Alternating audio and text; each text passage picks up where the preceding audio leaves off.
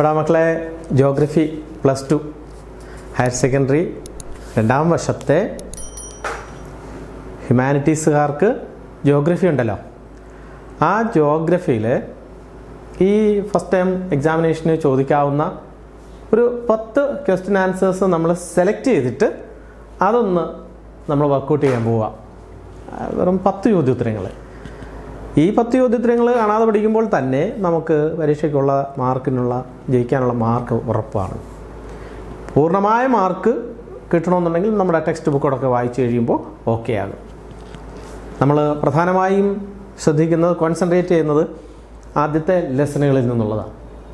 ജോഗ്രഫിയിലെ ആദ്യത്തെ ലെസണുകൾ +1 നമ്മൾ pure geography ആയിരുന്നെങ്കിൽ കുറച്ച് കൂടുതൽ ഇക്കണോമിക്സ് സംബന്ധമായിട്ടുള്ള ചോദ്യങ്ങളാണ് ഹയർ സെക്കൻഡറി സെക്കൻഡ് ഇയറിൽ ഉൾപ്പെടുത്തിയിട്ടുള്ളത്. ഇതിൽ പ്രധാനമായും നോക്കൂ, നിങ്ങൾ പോപ്പുലേഷനുമായി ബന്ധപ്പെട്ടുള്ളതാണ്. പോപ്പുലേഷനുമായി ബന്ധപ്പെട്ടുള്ള കുറേയേറെ ചോദ്യങ്ങൾ നിരന്തരമായി ചോദിച്ചുകൊണ്ടിരിക്കുന്നതാണ്. ഇനി ഒരു കാര്യം ശ്രദ്ധിച്ചു, നമ്മൾ ഈ ചോദ്യോത്തരങ്ങൾ കാണാതെ പഠിക്കുന്നതോടൊപ്പം തന്നെ പരീക്ഷയ്ക്ക് ഇത് ചോദിച്ചില്ലെങ്കിൽ പോലും നമ്മൾ അറിഞ്ഞിരിക്കേണ്ടതായ ജനറലായ ചില വിവരങ്ങളാണ് നമ്മളിവിടെ ഡിസ്കസ് ചെയ്യാൻ പോകുന്നത്, റെഫർ ചെയ്യാൻ പോകുന്നത്. അപ്പം വളരെ ശ്രദ്ധയോടെ കേട്ടു പഠിക്കാൻ ശ്രമിക്കൂ മക്കളെ.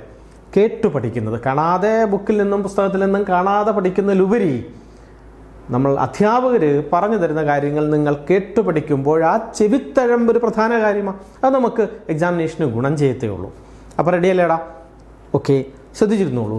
പോപ്പുലേഷനുമായി ബന്ധപ്പെട്ട് പോപ്പുലേഷൻ മലയാളം ജനസംഖ്യ എന്നാണ്. What is population?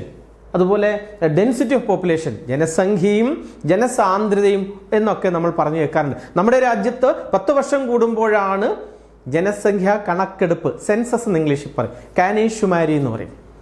കഴിഞ്ഞ 2021 നടക്കേണ്ടതാടാ. നടന്നോ? ഇല്ല. വൈ? കോവിഡ്, കൊറോണയുടെ പശ്ചാത്തലത്തിൽ നമ്മുടെ രാജ്യത്ത് കഴിഞ്ഞ തവണത്തെ സെൻസസ് നടന്നില്ല, നീണ്ടുപോകുന്നു. അതിനു മുമ്പോ 1991 2001 യെസ്. അപ്പോൾ അത് നടന്നു. അതിലെ കണക്കനുസരിച്ചാണ് ഏകദേശം നമ്മുടെ രാജ്യത്ത്, അപ്പോൾ ആ കണക്ക് 146 കോടി ജനത ഇപ്പോഴുണ്ടെന്നാണ് പറയുന്നത്. ആ കണക്കനുസരിച്ചാണെങ്കിൽ the most populous country in the world, ലോകത്തിലെ ഏറ്റവും ജനസംഖ്യയുള്ള രാജ്യം എന്ന പദവിയിലേക്ക് നമ്മൾ 1ാം സ്ഥാനത്തെത്തി. 2ാം സ്ഥാനത്ത് ചൈനയെ പിന്തള്ളി നമ്മൾ 1ാം സ്ഥാനത്തെത്തി. ഏഷ്യയിൽ മിക്ക രാജ്യങ്ങളിലുമാണ് ലോകത്തിലെ ജനസംഖ്യയുടെ നല്ലൊരു ശതമാനവും അധിവസിക്കുന്നതെന്നൊക്കെയുള്ള കാര്യം നമ്മൾ പഠിച്ചിട്ടുണ്ട്. അപ്പോൾ എന്താണ് പോപ്പുലേഷൻ അഥവാ ജനസംഖ്യ എന്ന് പറഞ്ഞാൽ? The total number of people or inhabitants. Inhabitants എന്ന് വെച്ചാൽ അധിവസിക്കുന്നവർ എന്നാണ്. The total number of people or inhabitants living in A particular country or A region. ഏതെങ്കിലും ഒരു പ്രദേശത്ത്, നിശ്ചിത പ്രദേശത്ത് അല്ലെങ്കിൽ നിശ്ചിത രാജ്യത്ത് within a particular period of time എന്നൊക്കെ വേണമെങ്കിൽ ആഡ് ചെയ്യാം. അത് മാർക്കിൻ്റെ അനുസരിച്ച് നമുക്ക് കൂടുതൽ എഴുതാം.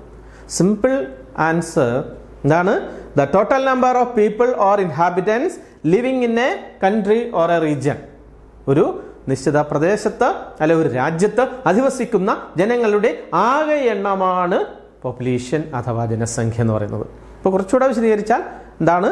The total number of people residing or inhabitants, residing or living in a country, in a particular country or a particular region within a particular period of time. ഒരു നിശ്ചിത കാലയളവിനുള്ളിൽ ഒരു നിശ്ചിത രാജ്യത്തോ പ്രദേശത്തോ അധിവസിക്കുന്ന ജനങ്ങളുടെ ആകെ എണ്ണത്തെ നമുക്ക് എന്തെന്ന് വിളിക്കാം? പോപ്പുലേഷൻ അല്ലെങ്കിൽ ജനസംഖ്യ എന്ന്. ഓക്കെ ആണോടാ? ഇനി ഇതിനെക്കുറിച്ചുള്ള പഠന ശാഖ ഏതാണ്? ശാസ്ത്രശാഖ ഏതാണ്? പോപ്പുലേഷനെ കുറിച്ച് പഠിക്കുന്ന ശാസ്ത്രശാഖ ഡെമോഗ്രഫി. പഠിച്ചിട്ടുണ്ടല്ലോ, ഡെമോഗ്രാഫി. അത് പഠനശാഖയാണ്. അപ്പോൾ നമ്മൾ അതിൻ്റെ ഡെഫിനിഷൻ അങ്ങോട്ട് പറഞ്ഞതേ ഉള്ളൂ. ആദ്യം ചോദ്യങ്ങൾ ആ 10 ഏതൊക്കെയാണെന്ന് നമുക്കൊന്ന് പരിചയപ്പെടാം. അതിനുശേഷം നമുക്ക് ആൻസറിലേക്ക് കിടക്കാം. ഇതിനെക്കുറിച്ച് കൂടുതൽ ചോദ്യങ്ങളുണ്ട് പോപ്പുലേഷനെ കുറിച്ച് എന്നുള്ളത് കൊണ്ട് അതിൻ്റെ ഡെഫിനിഷൻ തുടക്കത്തിലൊന്ന് പറഞ്ഞതാടാ. ഡെൻസിറ്റി ഓഫ് പോപ്പുലേഷൻ, ജനസാന്ദ്രത എന്താണെന്ന്. പിന്നെ how science and technology helped in the growth of population.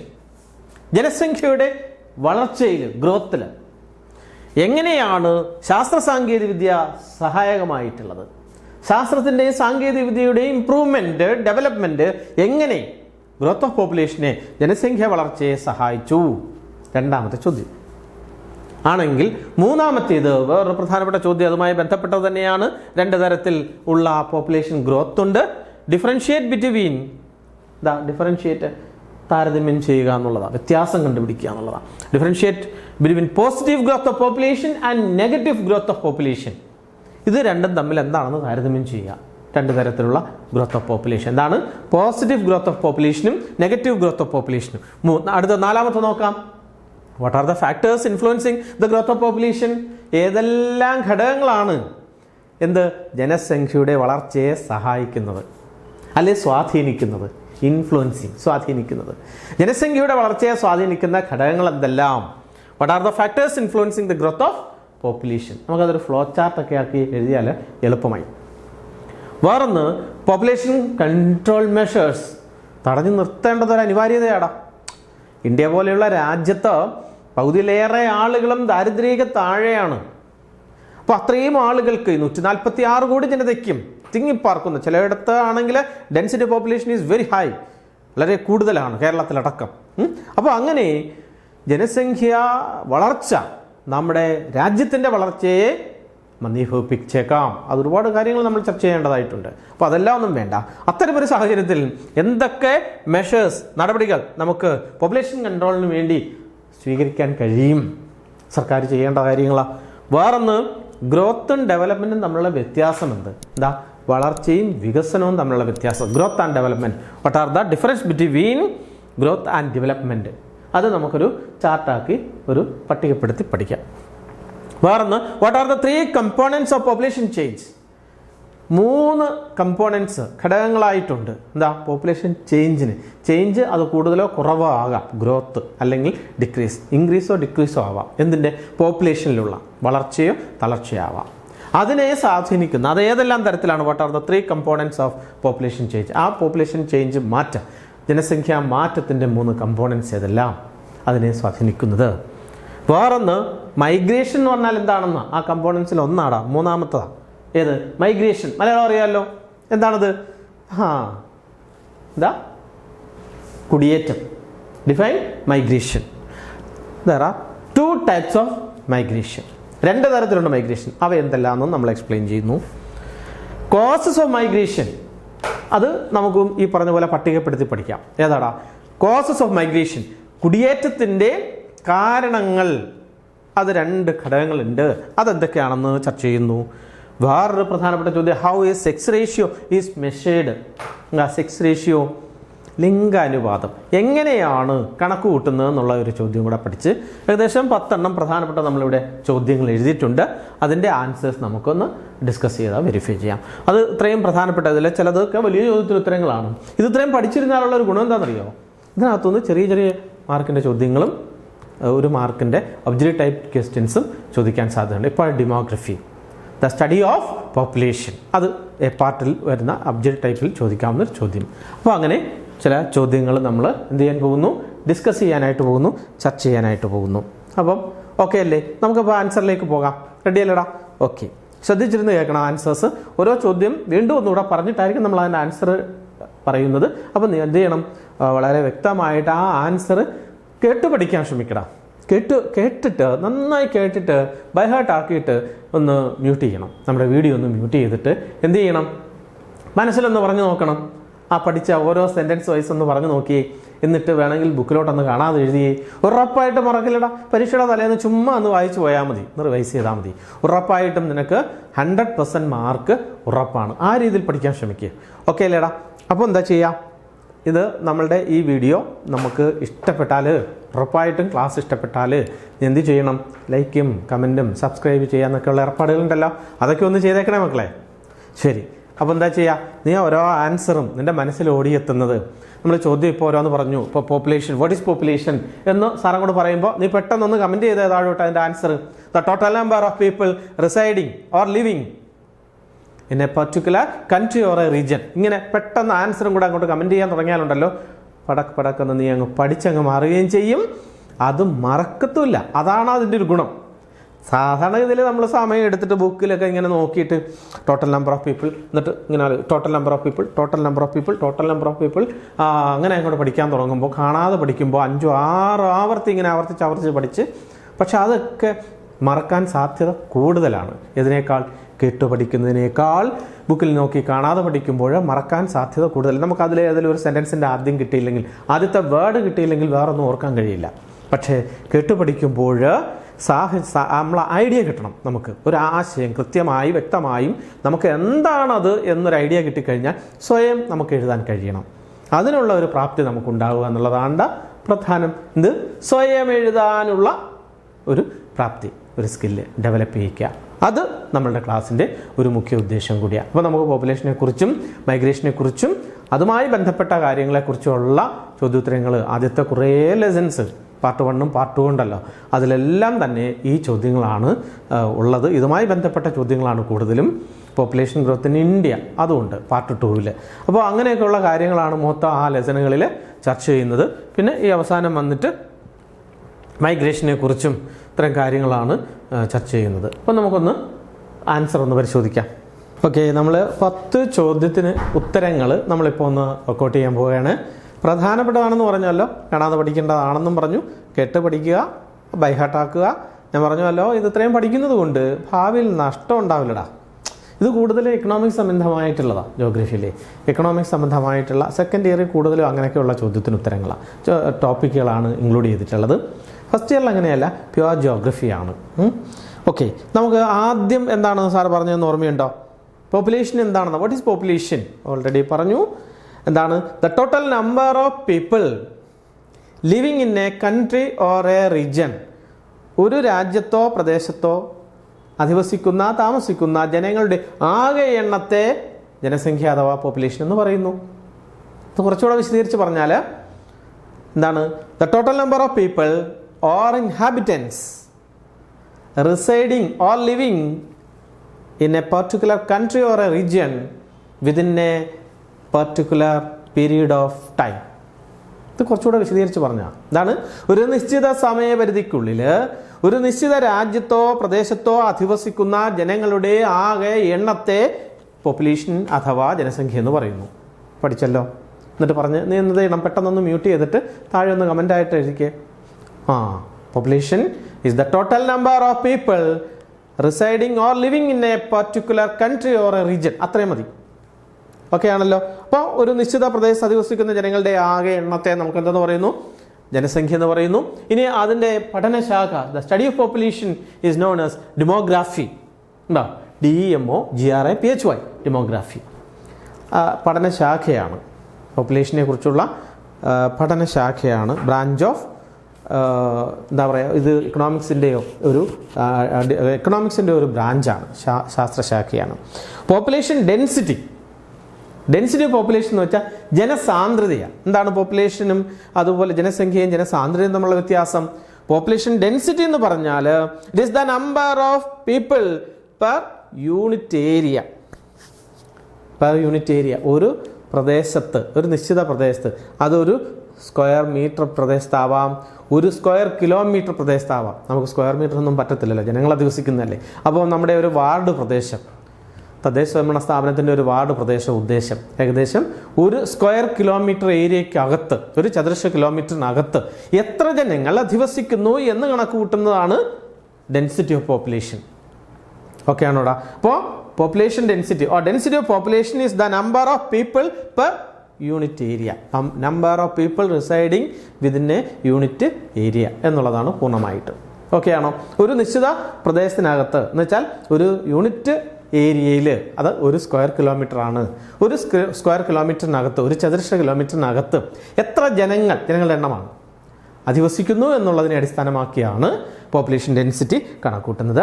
അത് നമ്മൾ കണക്കൂട്ടുന്നതിനുള്ള ഒരു formula DP means density of population is equal to N/A എന്നാണ്. അത് NP ഞാൻ ഇട്ടത് നമ്പർ ഓഫ് പോപ്പുലേഷൻ എന്നുള്ളതിനാണ്. ഓക്കെ ആണോടാ?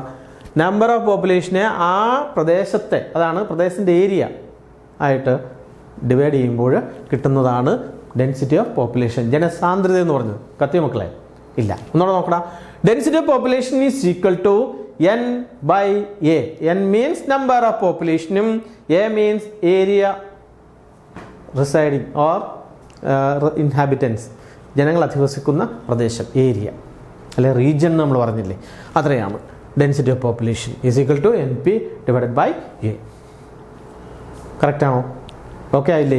അടുത്ത നോക്കാം, എന്താണ് റിയൽ ഡെൻസിറ്റി എന്താണെന്ന് നോക്കാം. അതുമായി ബന്ധപ്പെട്ടത് total number of people divided by the total area of a place എന്നാണ് പറഞ്ഞത്. Total number of people divided by the total area of a place also called real density. യഥാർത്ഥ സാന്ദ്രത, ജനസാന്ദ്രത ആണ് ഒരു പ്രദേശത്തിൻ്റെയും എന്താ പറഞ്ഞത്, total number of people divided by the total area of a place. ഒരു പ്രദേശത്ത് മൊത്തം ഒരു പ്രദേശത്തിൻ്റെ അത് ഏരിയ എത്ര ആണോ അതിനെ അവിടുത്തെ ജനങ്ങളുടെ എണ്ണവുമായി ഡിവൈഡ് ചെയ്യുമ്പോൾ കിട്ടുന്നതാണ് റിയൽ ഡെൻസിറ്റി എന്ന് പറഞ്ഞത്. ഓക്കെ ആണല്ലോ? നമുക്കതപ്പോൾ അത്രയും അങ്ങനെ നിൽക്കട്ടെ. പിന്നെ സാറ് നോക്കിയേ, ബോർഡിലെ ഒരു ചോദ്യത്തിന് ഉത്തരം, അതിൻ്റെ ഉത്തരം മൊത്തം വിശദീകരിക്കാം, എക്സ്പ്ലെയിൻ ചെയ്യാം. പക്ഷേ അതൊരു ഫ്ലോ ചാർട്ട് മാതിരി എഴുതിയിരിക്കുന്നത് നമുക്ക് പെട്ടെന്ന് മനസ്സിലാവാൻ വേണ്ടിയിട്ടാണ്. ഇത് താഴോട്ട്, what are the factors that influence population distribution, അതായത് ജനസംഖ്യാ വിതരണത്തെ പോപ്പുലേഷൻ ഡിസ്ട്രിബ്യൂഷൻ സ്വാധീനിക്കുന്ന, ഇൻഫ്ലുവൻസ് ചെയ്യുന്ന ഫാക്ടേഴ്സ്, ഘടകങ്ങൾ എന്തെല്ലാം? What are the factors that influence the distribution of population all over the world. ലോകമെമ്പാടും ജനസംഖ്യാ വിതരണത്തെ സ്വാധീനിക്കുന്ന ഘടകങ്ങൾ പ്രധാനമായിട്ടും 3 There are 3 factors influencing the population distribution all over the world. ലോകമെമ്പാടും ജനസംഖ്യാ വിതരണത്തെ സ്വാധീനിക്കുന്ന 3 പ്രധാനപ്പെട്ട കാരണങ്ങൾ. ഒന്ന് ജിയോഗ്രാഫിക്കൽ റീസൺസ് ആണ്, ഇതാണ് ഭൂമിശാസ്ത്രപരമായ ഘടകങ്ങൾ. 2 ഇക്കണോമിക് ഫാക്ടേഴ്സ് ആണ്, സാമ്പത്തിക ഘടകങ്ങളുണ്ട്. 3 സോഷ്യോ ആൻഡ് കൾച്ചറൽ ഫാക്ടേഴ്സ് ആണ്, സാമൂഹികവും സാംസ്കാരികമായിട്ടുള്ള ഘടകങ്ങളാണ്. ഇങ്ങനെ 3 ഘടകങ്ങൾ എന്തിനെ, പോപ്പുലേഷൻ ഡിസ്ട്രിബ്യൂഷനെ ഇൻഫ്ലുവൻസ് ചെയ്യുന്നു. എവിടെ? All over the world. ഇന്ത്യയിൽ മാത്രമല്ല, ലോകമെമ്പാടും. നമുക്ക് അതിൻ്റെ 3 ഡിവിഷൻസ് വീതം പഠിക്കാം. ആദ്യം ജോഗ്രാഫിക്കൽ ഫാക്ടേഴ്സിൽ അത് തന്നെ അവൈലബിലിറ്റി ഓഫ് വാട്ടർ, ജലലഭ്യതയാണ് ഏറ്റവും പ്രധാനം, ജോഗ്രാഫിക്കൽ. പിന്നൊന്ന് റിലീഫ് ഫീച്ചേഴ്സ് എന്ന് വെച്ചാൽ ഭൂമിശാസ്ത്രപരമായ സവിശേഷതകൾ, ഒരു പ്രദേശത്തിൻ്റെ കിടപ്പ് എങ്ങനെയുള്ളതാണെന്ന്. മൂന്നാമത്തേത് ക്ലൈമറ്റ് ആണ്, ആ പ്രദേശത്തിൻ്റെ കാലാവസ്ഥ ഒരു പ്രധാന ഘടകമാണ്. വേറൊന്ന് അവിടുത്തെ സോയിൽ, മണ്ണിൻ്റെ ഘടന, ഫെർട്ടിലിറ്റി സോയിൽ, ഫലപുഷ്ടിയുള്ള മണ്ണുണ്ടോ, അല്ലെങ്കിൽ ഒന്നിനും കൊള്ളാത്ത മരുഭൂമി മണ്ണാണെങ്കിൽ അവിടെ ആളുകൾ പോയി താമസിക്കാൻ താല്പര്യം ഉണ്ടാവില്ല. അപ്പോൾ അങ്ങനെ 4 പിരിവുകളാണ്, ഡിവിഷൻസ് ആണ് ജിയോഗ്രാഫിക്കൽ. 4 ഹെഡിങ്ങിലായിട്ട് ജിയോഗ്രാഫിക്കൽ റീസൺസിനെ, ഫാക്ടേഴ്സിനെ നമുക്ക് ഡിവൈഡ് ചെയ്യാം. ഒന്ന് അവൈലബിലിറ്റി ഓഫ് വാട്ടർ, എന്താണ് ജലലഭ്യതയും. രണ്ടാമത്തേത് റിലീഫ് ഫീച്ചേഴ്സും. മൂന്നാമത്തേത് ക്ലൈമറ്റും. നാലാമത്തേത് സോയിൽ, മണ്ണ്. സംശയമില്ലല്ലോ? അപ്പോൾ ആ ജിയോഗ്രാഫിക്കൽ ഫീച്ചേഴ്സ് നമുക്കൊന്ന് പരിശോധിക്കാം ഓരോന്നും. ആദ്യത്തേതാടാ? there are 3 major factors that influence the distribution of population. അതൊക്കെ ആയല്ലോ. ജനസംഖ്യാ വിതരണത്തെ സ്വാധീനിക്കുന്ന പ്രധാനപ്പെട്ട 3 ഘടകങ്ങളുണ്ട്. ജിയോഗ്രാഫിക്കൽ, രണ്ടാമത്തേത് ഇക്കണോമിക്കൽ, മൂന്നാമത്തേത് സോഷ്യോ ആൻഡ് കൾച്ചറൽ ഫാക്ടേഴ്സ്. അതിൽ നമ്മൾ ആദ്യത്തേത് മാത്രം എടുക്കുന്നു. എന്താണ്? ജിയോഗ്രാഫിക്കൽ ഫീച്ചേഴ്സിൽ ആദ്യത്തേത് അവൈലബിലിറ്റി ഓഫ് വാട്ടർ, എന്താണ് ജലലഭ്യത. ജലലഭ്യത നോക്കാം. ഒന്നാമത്തെ ജലലഭ്യത എങ്ങനെയാണ് പോപ്പുലേഷൻ ഡിസ്ട്രിബ്യൂഷനെ സ്വാധീനിക്കുന്നത്? People like to live in places with plenty of water. ധാരാളം ജലം ലഭ്യമാകുന്ന സ്ഥലങ്ങളിൽ താമസിക്കാനാണ് ജനങ്ങളേറെ ഇഷ്ടപ്പെടുന്നത്. വെള്ളമില്ലാത്തടത്ത് ജീവിച്ചാലുള്ള അവസ്ഥ നമുക്കറിയാമല്ലോ. വെള്ളം ഉണ്ടായിട്ട് വെള്ളം സർവത്ര, അതുള്ളി കുടിക്കാനില്ല അത്രയും. കുട്ടനാട്ടിലെ ജനത ചുറ്റിലും തോടുണ്ട്, പക്ഷേ കുടിവെള്ളമില്ലാതെ വലയുകയാണ്. കിലോമീറ്ററോളം താണ്ടി വേണം, വഞ്ചിയിലൊക്കെ പോയാണ് കുടിവെള്ളം കളക്ട് ചെയ്തുകൊണ്ട് വരുന്നത്. അപ്പോൾ അവരുടെ ബുദ്ധിമുട്ട് നമുക്കൊന്ന് മനസ്സിലാക്കാമല്ലോ. വേനൽക്കാലത്ത് വറ്റി വരണ്ടു പോകുന്നു ജലാശയങ്ങളൊക്കെ തന്നെയും. കുടിവെള്ളത്തിന് വേണ്ടി ആളുകൾ നെട്ടോട്ടം ഓടുന്ന സാഹചര്യം. കുപ്പിവെള്ളം 15 രൂപ 20 രൂപയൊക്കെ കൊടുത്ത് നമ്മൾ വാങ്ങി ഉപയോഗിക്കുന്നു. കാലം മാറിപ്പോയി. പണ്ടൊക്കെ കുളങ്ങളിലെ കിണറുകളിലെ വെള്ളം നേരിട്ട് സമാഹരിച്ച് അല്ലെങ്കിൽ കളക്ട് ചെയ്ത് എന്ത് ചെയ്തിരുന്നു, നമ്മൾ കുടിക്കാനും പാചകം ചെയ്യാനും ഒക്കെ ഉപയോഗിച്ചിരുന്ന കാലം മാറി. കാരണം എന്താ? പൊല്യൂഷൻ. നമ്മൾ ജോഗ്രഫിയിൽ അത് എക്സ്പ്ലെയിൻ ചെയ്യുന്നതാണ്. പൊല്യൂഷൻ അറിയാമല്ലോ. ഓക്കെ, നമുക്ക് അതിലേക്ക് വിശദമായിട്ട് ഇപ്പോൾ പോകണ്ട. അവൈലബിലിറ്റി ഓഫ് വാട്ടർ എന്ന ഒന്നാമത്തെ റീസൺ നമ്മൾ പറയുന്നത്, ഒന്നാമത്തെ സെന്റൻസ് എന്താണ്? People like to live in places with plenty of water. Water is essential for things. എല്ലാ കാര്യങ്ങൾക്കും, എല്ലാ ജീവജാലങ്ങൾക്കും, എന്ത് ആനിമൽസിന് മാത്രമല്ല പ്ലാന്റ്സിനും എന്ത് വേണം? വെള്ളം വേണം. പിന്നെ നമ്മളുടെ മനുഷ്യന്റെ വിവിധങ്ങളായ ആവശ്യങ്ങൾ നിറവേറ്റുവാൻ എന്തൊക്കെയാണ്? Water is essential. Essential means അനിവാര്യമാണ്. Water is essential for things like agriculture or cultivation. എന്താ? കൃഷി ചെയ്യുന്നതിന് വെള്ളം ആവശ്യമുണ്ട്. ഇറിഗേഷൻ ഫെസിലിറ്റീസ്, കാർഷിക മേഖലയിലേക്ക് വെള്ളം എത്തിക്കുന്നതിന് ജലസേചന സൗകര്യങ്ങൾ ഏർപ്പെടുത്തണം. അതുപോലെ ഇൻഡസ്ട്രിയൽ പർപ്പസ്, എന്താ? വ്യാവസായിക ആവശ്യങ്ങൾക്ക് വെള്ളം വേണം. ജലാശയങ്ങളുടെ സൈഡിലെ വശങ്ങളിലായിട്ടാണ് കൂടുതൽ വ്യവസായങ്ങളും തഴച്ചു വളർന്നിട്ടുള്ളതെന്ന് ഓർത്തു. പിന്നെ ട്രാൻസ്പോർട്ട് ആൻഡ് കമ്മ്യൂണിക്കേഷൻ, ഗതാഗതവും വാർത്താവിനിമയ സംവിധാനങ്ങൾക്കും. പിന്നൊന്ന് tourism and making electricity. Tourism വികസനത്തിന് വെള്ളം വേണം. വേറൊന്ന് making electricity means generation, power generation, electricity generation. നമുക്കറിയാം ഹൈഡ്രോ ഇലക്ട്രിക് പവർ സ്റ്റേഷന് കേരളത്തിൽ ഉപയോഗിക്കുന്ന വൈദ്യുതിയുടെ ഏകദേശം 1/4 ഹൈഡ്രോ ഇലക്ട്രിക് പവർ സ്റ്റേഷനിൽ നിന്നുള്ളതാണ്. എന്താണ് അത്? Hydro electric power station. ജലവൈദ്യുത പദ്ധതികൾ, മൂലമറ്റം, ഇടുക്കി, അങ്ങനെ കേട്ടിട്ടുണ്ടല്ലോ. അപ്പം ജലവൈദ്യുത പദ്ധതികൾ, അതിനും വെള്ളം ആവശ്യമാണ്. ഡാമുകൾ, അണക്കെട്ടുകൾ, എന്താ? ഒഴുകി വരുന്ന വെള്ളത്തെ മലഞ്ചെരുവിൽ അണകെട്ടി നിർത്തി ഡാം കെട്ടി, അല്ലേ, ചെക്ക് ചെയ്ത് തടയുകയാണ്. എന്നിട്ട് വിവിധങ്ങളായ മൾട്ടിപർപ്പസ് പ്രോജക്റ്റുകളാണ്. ഏറ്റവും പ്രധാനം ജനറേഷൻ ഓഫ് ഇലക്ട്രിസിറ്റി, വൈദ്യുത ഉൽപാദനമാണ് പ്രധാനം. പിന്നെ ഇറിഗേഷണൽ ഫെസിലിറ്റീസ്, ജലസേചന സൗകര്യങ്ങൾക്ക് വേണ്ടിയിട്ട് അണകെട്ടി നിർത്താറുണ്ട്. പിന്നെ ടൂറിസം ഡെവലപ്മെൻറ്റിന് വേണ്ടി. വേറൊന്ന് ഫിഷിംഗ്, അല്ലേ, മത്സ്യബന്ധനവുമായി ബന്ധപ്പെട്ട്. ഇങ്ങനെ പല മേഖലയിൽ അതാ മൾട്ടിപർപ്പസ് ഡാമുകളുണ്ട് നമ്മുടെ നാട്ടിൽ. വലുതും ചെറുതുമായി നൂറുകണക്കിലുള്ള, ആയിരക്കണക്കിന്, നമ്മുടെ കൊച്ചു കേരളത്തിൽ തന്നെ നൂറുകണക്കിന് ചെറുതും വലുതുമായ അണക്കെട്ടുകളുണ്ട്. ഒന്ന് ആലോചിച്ച് നോക്കൂ. അപ്പോൾ ഇതെല്ലാം തന്നെ വെള്ളത്തിൻ്റെ ആവശ്യകതയാണ് നമ്മളെ ബോധ്യപ്പെടുത്തുന്നത്. ഒന്നുകൂടെ പറയട്ടെ സാർ, ആദ്യം മുതൽ. People like to live in places with plenty of water. Water is essential for things like agriculture, irrigation, industries, transport, tourism and making electricity. രണ്ടാമത്തെ സെന്റൻസ് ആയി 3. That is why most river banks are thickly populated. Most river banks. നമുക്കറിയാം ലോകത്തിലെ ഏറ്റവും പ്രധാനപ്പെട്ട സംസ്കാരങ്ങളെല്ലാം തന്നെ തഴച്ചു വളർന്നിട്ടുള്ളത് ജലാശയങ്ങൾക്കടുത്തായിട്ടാണ്, നദീതീരങ്ങളിലാണ്. നിനക്കറിയാമല്ലോ, ചരിത്രത്തിൽ പഠിച്ചിട്ടുണ്ടല്ലോ, ഭൂമിയിലെ ലോകത്തെ ഏറ്റവും ആദ്യത്തെ സാംസ്കാരിക ജനത എന്ന് പറയുന്നത് മെസപ്പൊട്ടേമിയൻ സിവിലൈസേഷൻ, മെസപ്പൊട്ടേമിയൻ സംസ്കാരം. അത് 4 പ്രദേശങ്ങളിലായിട്ട്, സുമേറിയ എന്ന സ്ഥലത്ത്, ബാബിലോണിയ എന്ന സ്ഥലത്ത്, പിന്നെയോ സുമേറിയൻ സംസ്കാരമാണ്. അതങ്ങ് പറഞ്ഞു പോകാം. ഏറ്റവും പ്രധാനമാണ് ഇവിടെ GK കൂടിയ, ചരിത്രത്തിലെ ഏറ്റവും പ്രധാനമാണ്. അതായത് ലോകത്തിലെ ഏറ്റവും ആദ്യത്തെ സാംസ്കാരിക ജനതയാണ് സുമേറിയൻ സംസ്കാരം. സുമേറിയ എന്ന സ്ഥലത്ത്. മെസപ്പൊട്ടേമിയ എന്ന് പറയുന്നത് ദ ലാൻഡ് ബിറ്റ്വീൻ 2 റിവേഴ്സ് എന്നാണ്. എന്താണ്? 2 നദികൾക്കിടയിലുള്ള പ്രദേശം. അത് ഏതൊക്കെയാണ് 2 നദികൾ? Tigris and Euphrates. Tigris and Euphrates. ആ മെസപ്പൊട്ടേമിയയുടെ ഇപ്പോഴത്തെ പേരെന്താണെന്നറിയാമോ? ഇറാഖ്. ഇറാൻ വലിയ രാജ്യമാണ്, അതിനോട് ചേർന്ന് കിടക്കുന്ന മറ്റൊരു ചെറിയ രാജ്യമാണ് ഇറാഖ്. ആ ഇറാഖിൻ്റെ പഴയ പേരാണ് Mesopotamia. The land between 2 reverse എന്നാണ് അതിനർത്ഥം. അപ്പോൾ ലോകത്തിലെ ആദ്യത്തെ സംസ്കാരം തന്നെ തഴച്ചു വളർന്നത് നദീതീരത്താണെന്ന് മനസ്സിലായി. സുമേറിയ, ബാബിലോണിയ, അസീറിയ, അതുപോലെ കാൾഡിയൻ, ഇങ്ങനെ 4 സംസ്കാരങ്ങളായിരുന്നു ഉണ്ടായിരുന്ന 4 പ്രദേശത്തായിട്ട് തഴച്ചു വളർന്നതാണ്. പിന്നെ രണ്ടാമത്തെ ലോകത്തിലെ ഏറ്റവും പ്രധാനപ്പെട്ട സംസ്കാരം എന്ന് പറയുന്നത് ഈജിപ്ഷ്യൻ സംസ്കാരമാണ്. അതെവിടെയാ? ലോകത്തിലെ the longest river in the world, ലോകത്തിലെ ഏറ്റവും നീളം കൂടിയ നദിയായ നൈൽ നദി. കേട്ടിട്ടുണ്ടല്ലോ അവിടെ? നൈൽ നദിയുടെ കരയിലാണ് ഈജിപ്ഷ്യൻ സംസ്കാരം തഴച്ചു വളർന്നത്. The gift of the river Nile എന്നാണ് ഈജിപ്തിനെ വിളിക്കുന്നത്. ആഫ്രിക്കയുടെ വടക്ക് അറ്റത്ത് കിടക്കുന്ന രാജ്യമാണ്. മൂന്നാമത്തേത് ഇന്ത്യൻ സംസ്കാരമാണ്. നിനക്കറിയാമല്ലോ, ഇന്ത്യയുടെ സംസ്കാരം ഏതാ?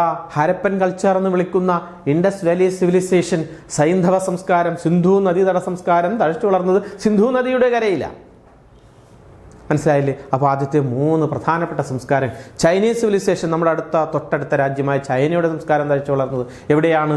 മഞ്ഞ നദി എന്ന പേരിൽ വിളിക്കുന്ന, യെല്ലോ റിവർ എന്ന് വിളിക്കുന്ന ഹൊവാങ്ഹോ നദിയുടെ കരയിലാണ്. ഒക്കെയാണ്. അങ്ങനെ ലോകത്തിലെ ഏറ്റവും പ്രധാനപ്പെട്ട ജനങ്ങൾ അധിവസിച്ച് തിക്ലി പോപ്പുലേറ്റഡ് എന്ന് വെച്ചാൽ ഇടതിങ്ങി പാർക്കുന്ന ജനങ്ങൾ കൂടുതലായിട്ട് കോൺസെൻട്രേറ്റ് ചെയ്തിട്ടുള്ള പ്രദേശങ്ങളെന്ന് പറഞ്ഞാൽ റിവർ ബാങ്ക്സ് ആണ്, നദീതീരങ്ങളാണെന്ന് ഓർത്തുകൊള്ളുക. മനസ്സിലായോ മക്കളെ? അതാണ് അവൈലബിലിറ്റി ഓഫ് വാട്ടർ. അതെന്തിനെ ഇൻഫ്ലുവൻസ് ചെയ്യുന്നു? പോപ്പുലേഷൻ ഡിസ്ട്രിബ്യൂഷനെ. ജനങ്ങൾ അവിടെ കൂടുതൽ കോൺസെൻട്രേറ്റ് ചെയ്യുന്നതിന് കാരണമാകുന്നു. ജലലഭ്യതയുള്ള സ്ഥലങ്ങൾ ജനങ്ങൾ അവിടെ കൂടുതൽ കോൺസെൻട്രേറ്റ് ചെയ്യുന്ന കാരണമാകുന്നു. ചോദ്യത്തിന് ഉത്തരം ആ ജോഗ്രാഫിക്കൽ ഫാക്ടേഴ്സ്. ഇതാ മക്കളെ, ഇത് മൊത്തം എസ്സേ ടൈപ്പ് ക്വസ്റ്റ്യൻ ആണ് 8 മാർക്കിന്. പക്ഷേ അതിൽ നിന്ന് എടുത്ത് ചോദിക്കാം. Geographical factors, how the geographical factors influence the population distribution, അത് മാത്രമായിട്ട് ചോദിച്ചാൽ ഈ 3-4 എണ്ണമാണ് എഴുതേണ്ടത്. ഏത്? അത് മാർക്കിൻ്റെ അടിസ്ഥാനത്തിലാണ് മക്കളെ ആൻസർ എഴുതേണ്ടത്. മാർക്ക് നോക്കണം, എല്ലാം കൂടെ എഴുതി വെക്കരുത്. എസ്സേ മൊത്തം എഴുതി വെക്കരുത്. എത്ര മാർക്കിനാണോ, 3 മാർക്കിനാണെങ്കിൽ അല്ലെങ്കിൽ 4 മാർക്കിനാണെങ്കിൽ ഇത് മാത്രം എഴുതിയാൽ മതി. 3 മാർക്കായിരിക്കും. Geographical factors, availability of water, അത് മാത്രമാണ് നമ്മൾ പറഞ്ഞത്. ഒന്നുകൂടെ പറയുന്നു, people like to live in places with plenty of water. Water is essential for things like agriculture or cultivation. നിങ്ങൾക്ക് ഇഷ്ടമുള്ള വാക്ക് ഉപയോഗിക്കാം. പിന്നെന്താ പറഞ്ഞത്? Irrigational facilities, irrigation.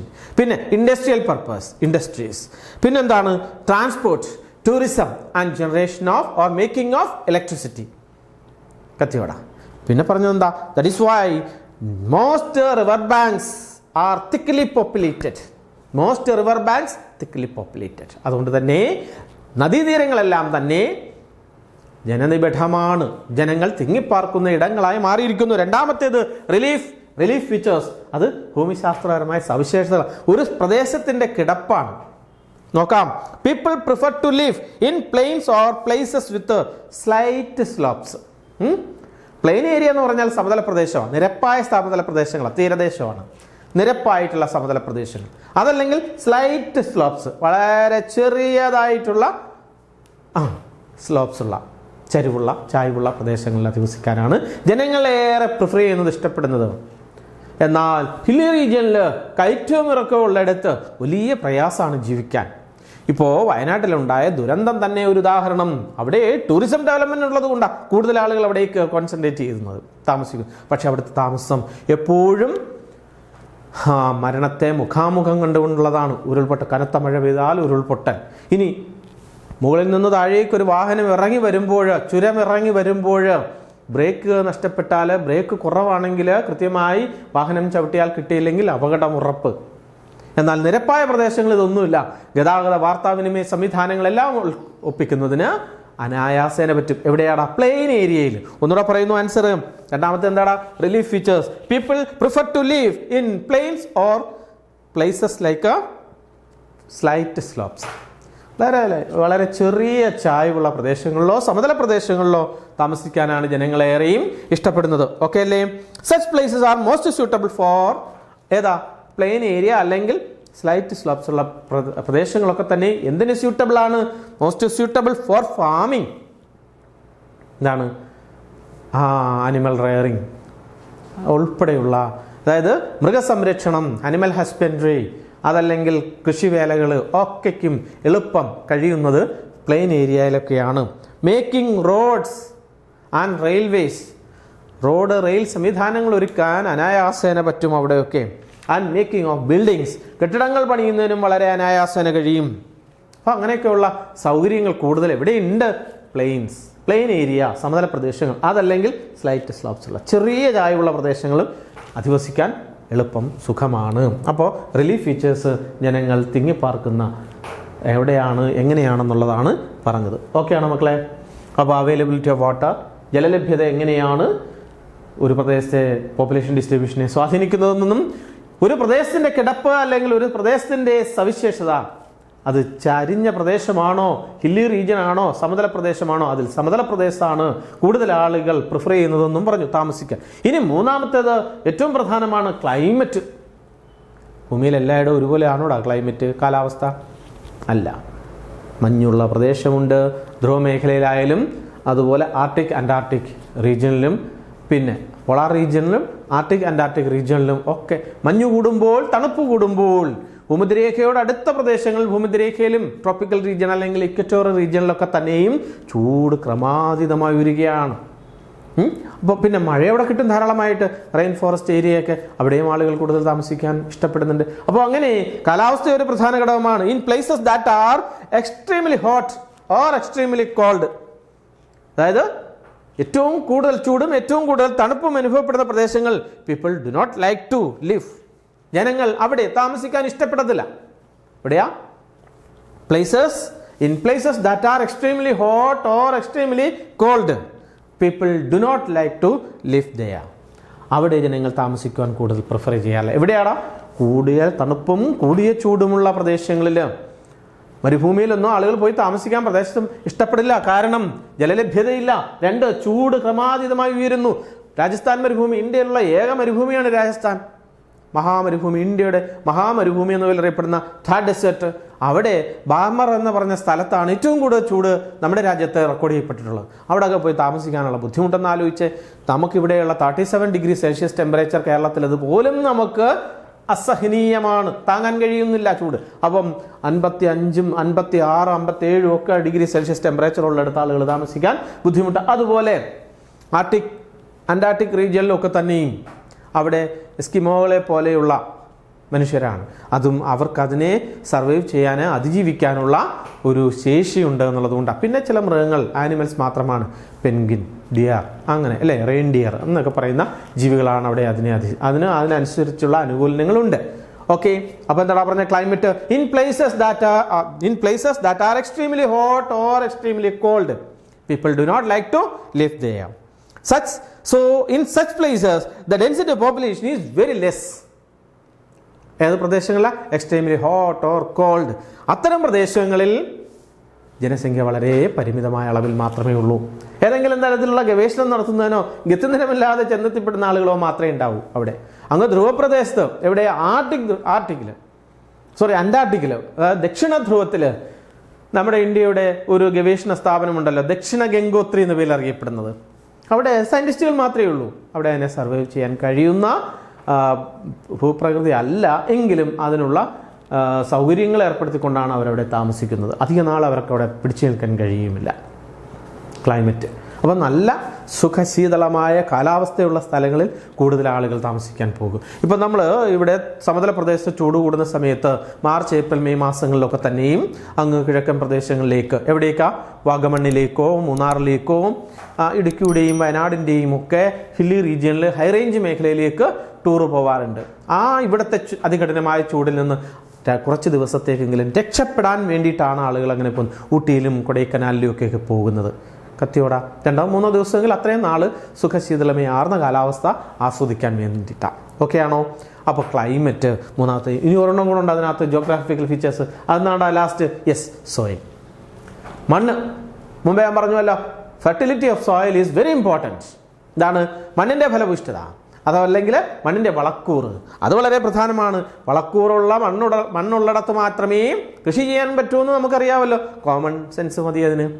ഇതാണ് വളക്കൂറുള്ള മണ്ണുള്ളിടത്ത് ആ മണ്ണ് നമ്മളെ തീറ്റിപ്പോറ്റും.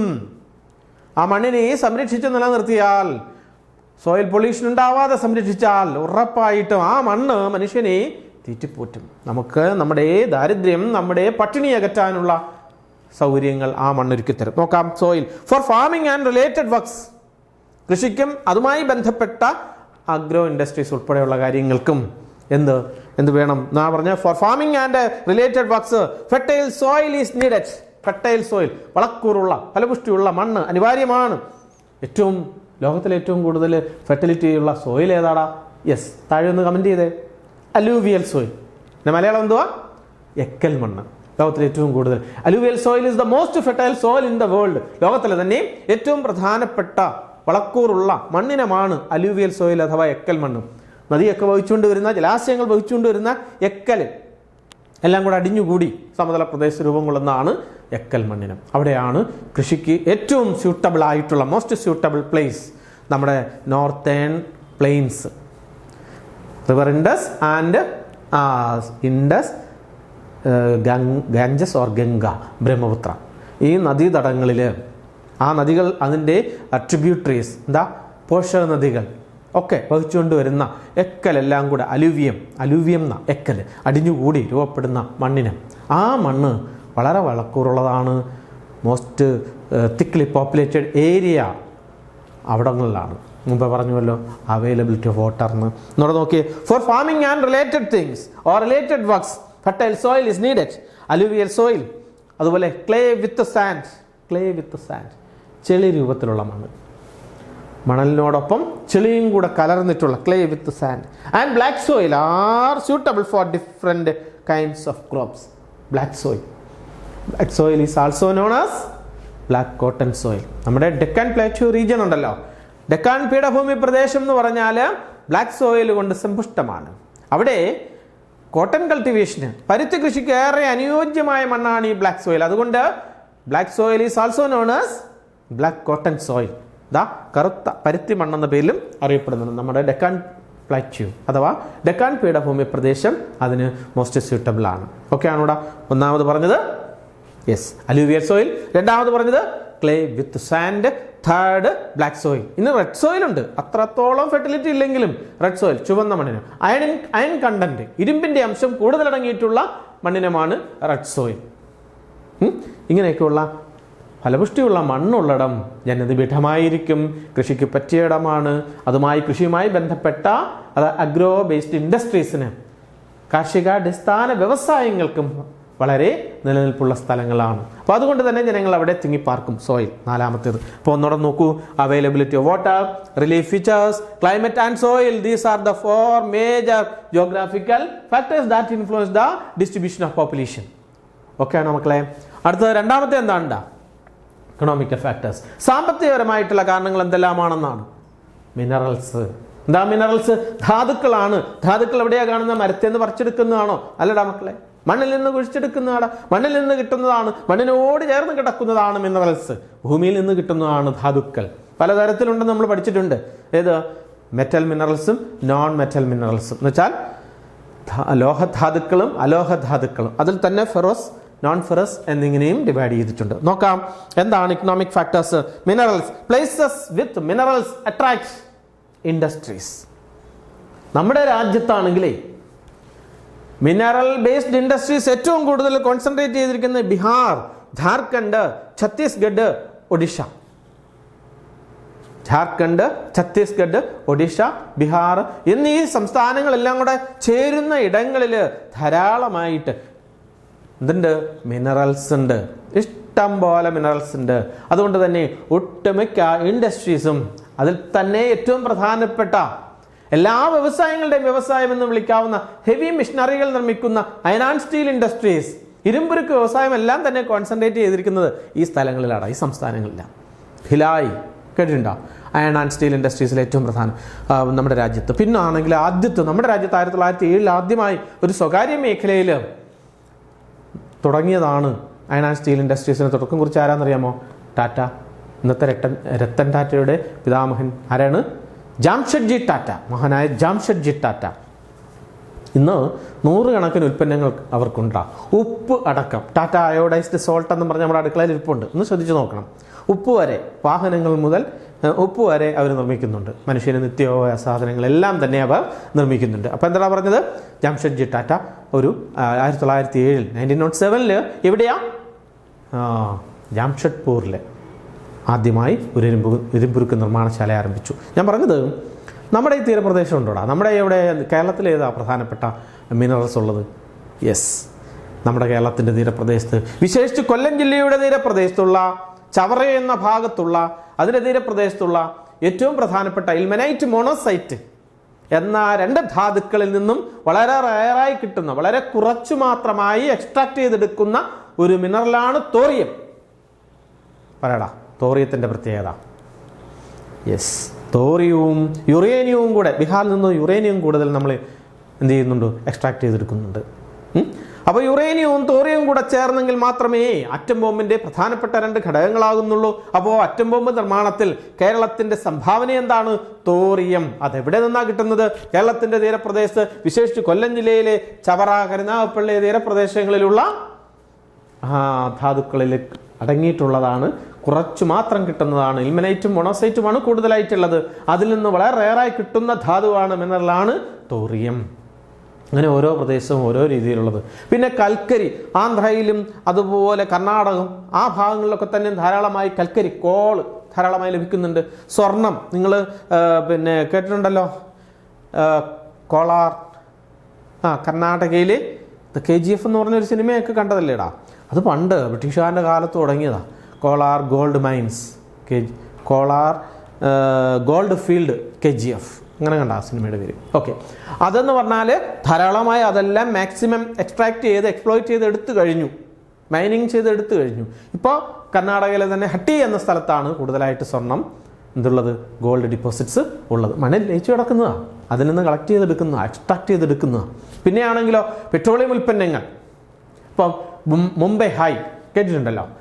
പിന്നെ നമ്മുടെ റിഫൈനറികൾ, അവിടെ നിന്ന് ക്രൂഡ് ഓയിലാണ് ലഭിക്കുന്നത്. അതെല്ലാം റിഫൈനറികളിൽ എത്തിച്ച് എന്ത് ചെയ്യുന്നു, ശുദ്ധീകരിച്ചാണ് പെട്രോളും ഡീസലും മണ്ണെണ്ണയും ഒക്കെ ആയിട്ട് വേർതിരിച്ചെടുക്കുന്നത്. ഓക്കെ, നമുക്കത് വിടാം. മിനറൽസ് ഒന്നുകൂടെ പറയട്ടെ സാറ്. ഇക്കണോമിക് ഫാക്ടേഴ്സിൽ ഒന്നാമത്തേത് മിനറൽസ് ആണ്. ഞാൻ ഈ മിനറൽസിനെ കുറിച്ച് ഇത്രയും പറഞ്ഞു. മിനറൽസ് എന്ന് പറഞ്ഞാൽ മണ്ണിൽ ലയിച്ചു കിടക്കുന്ന ധാതു വിഭവങ്ങൾ.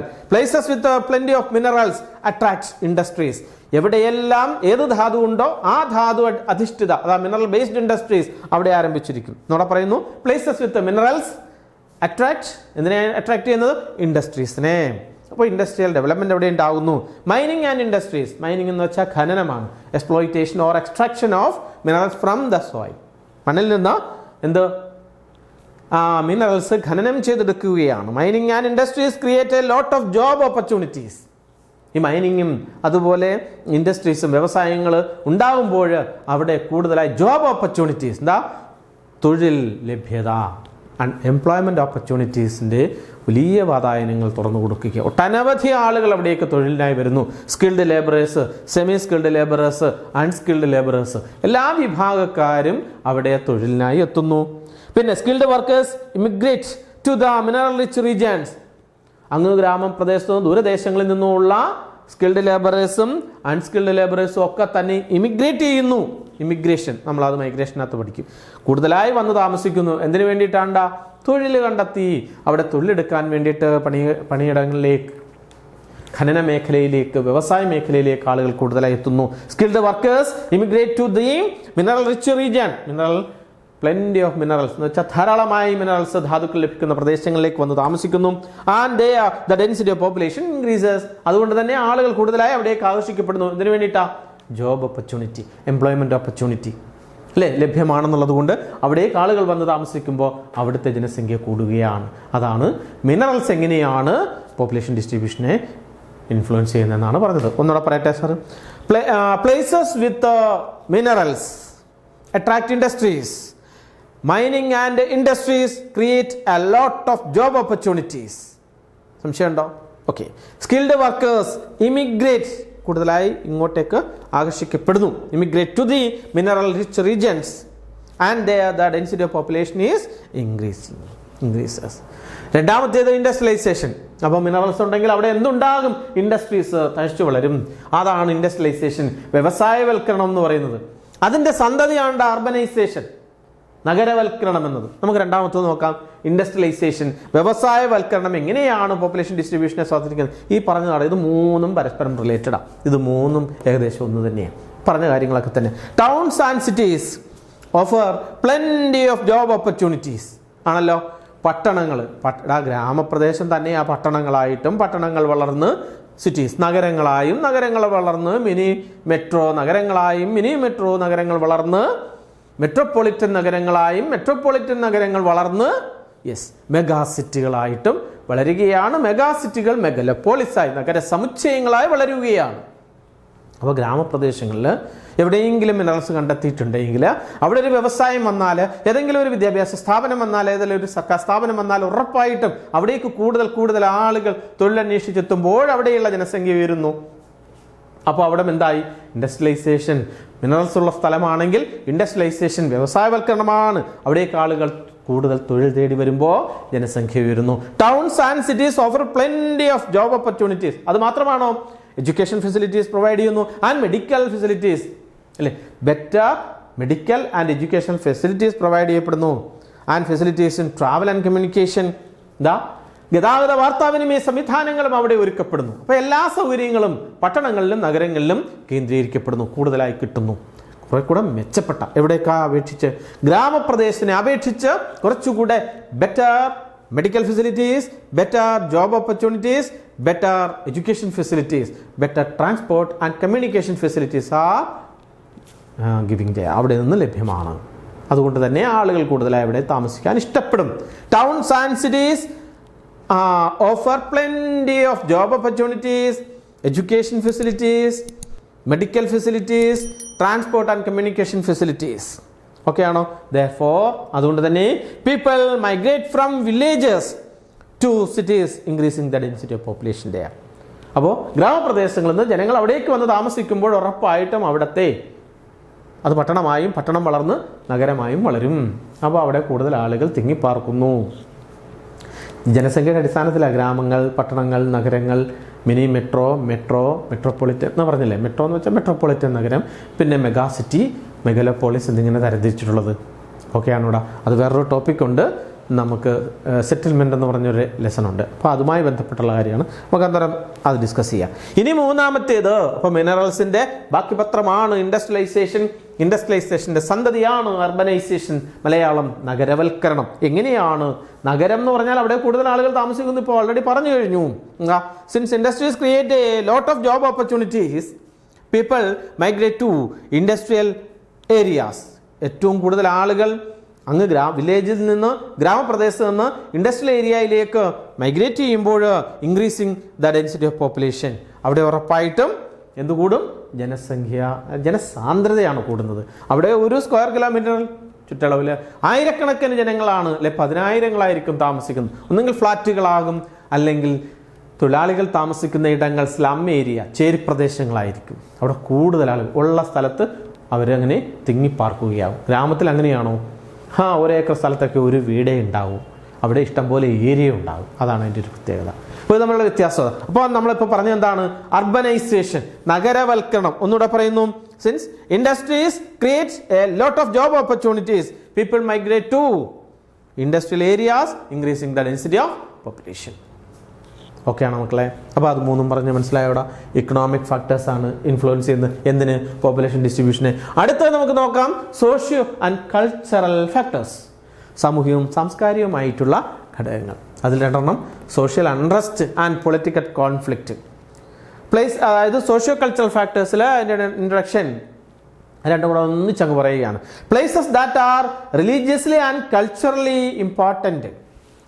റിലീജിയസ്ലി ആൻഡ് കൾച്ചറലി ഇമ്പോർട്ടൻറ്റ്, മതപരമായും സാംസ്കാരികമായിട്ടും പ്രാധാന്യമുള്ള സ്ഥലങ്ങൾ അട്രാക്ട് പീപ്പിൾ, ജനങ്ങളെ അവിടേക്ക് ആകർഷിക്കും.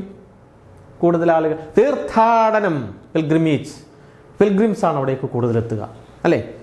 തീർത്ഥാടന കേന്ദ്രങ്ങൾ, അവിടെ ആളുകൾ തിങ്ങിപ്പാർക്കുന്നുണ്ട്. People try to avoid areas. എങ്ങനെയുള്ള ഏരിയ ആണ് ആളുകൾ ഒഴിവാക്കാൻ ആഗ്രഹിക്കുന്നത്? നൊട്ടോറിയസ് ആയിട്ടുള്ള for social and political conflicts.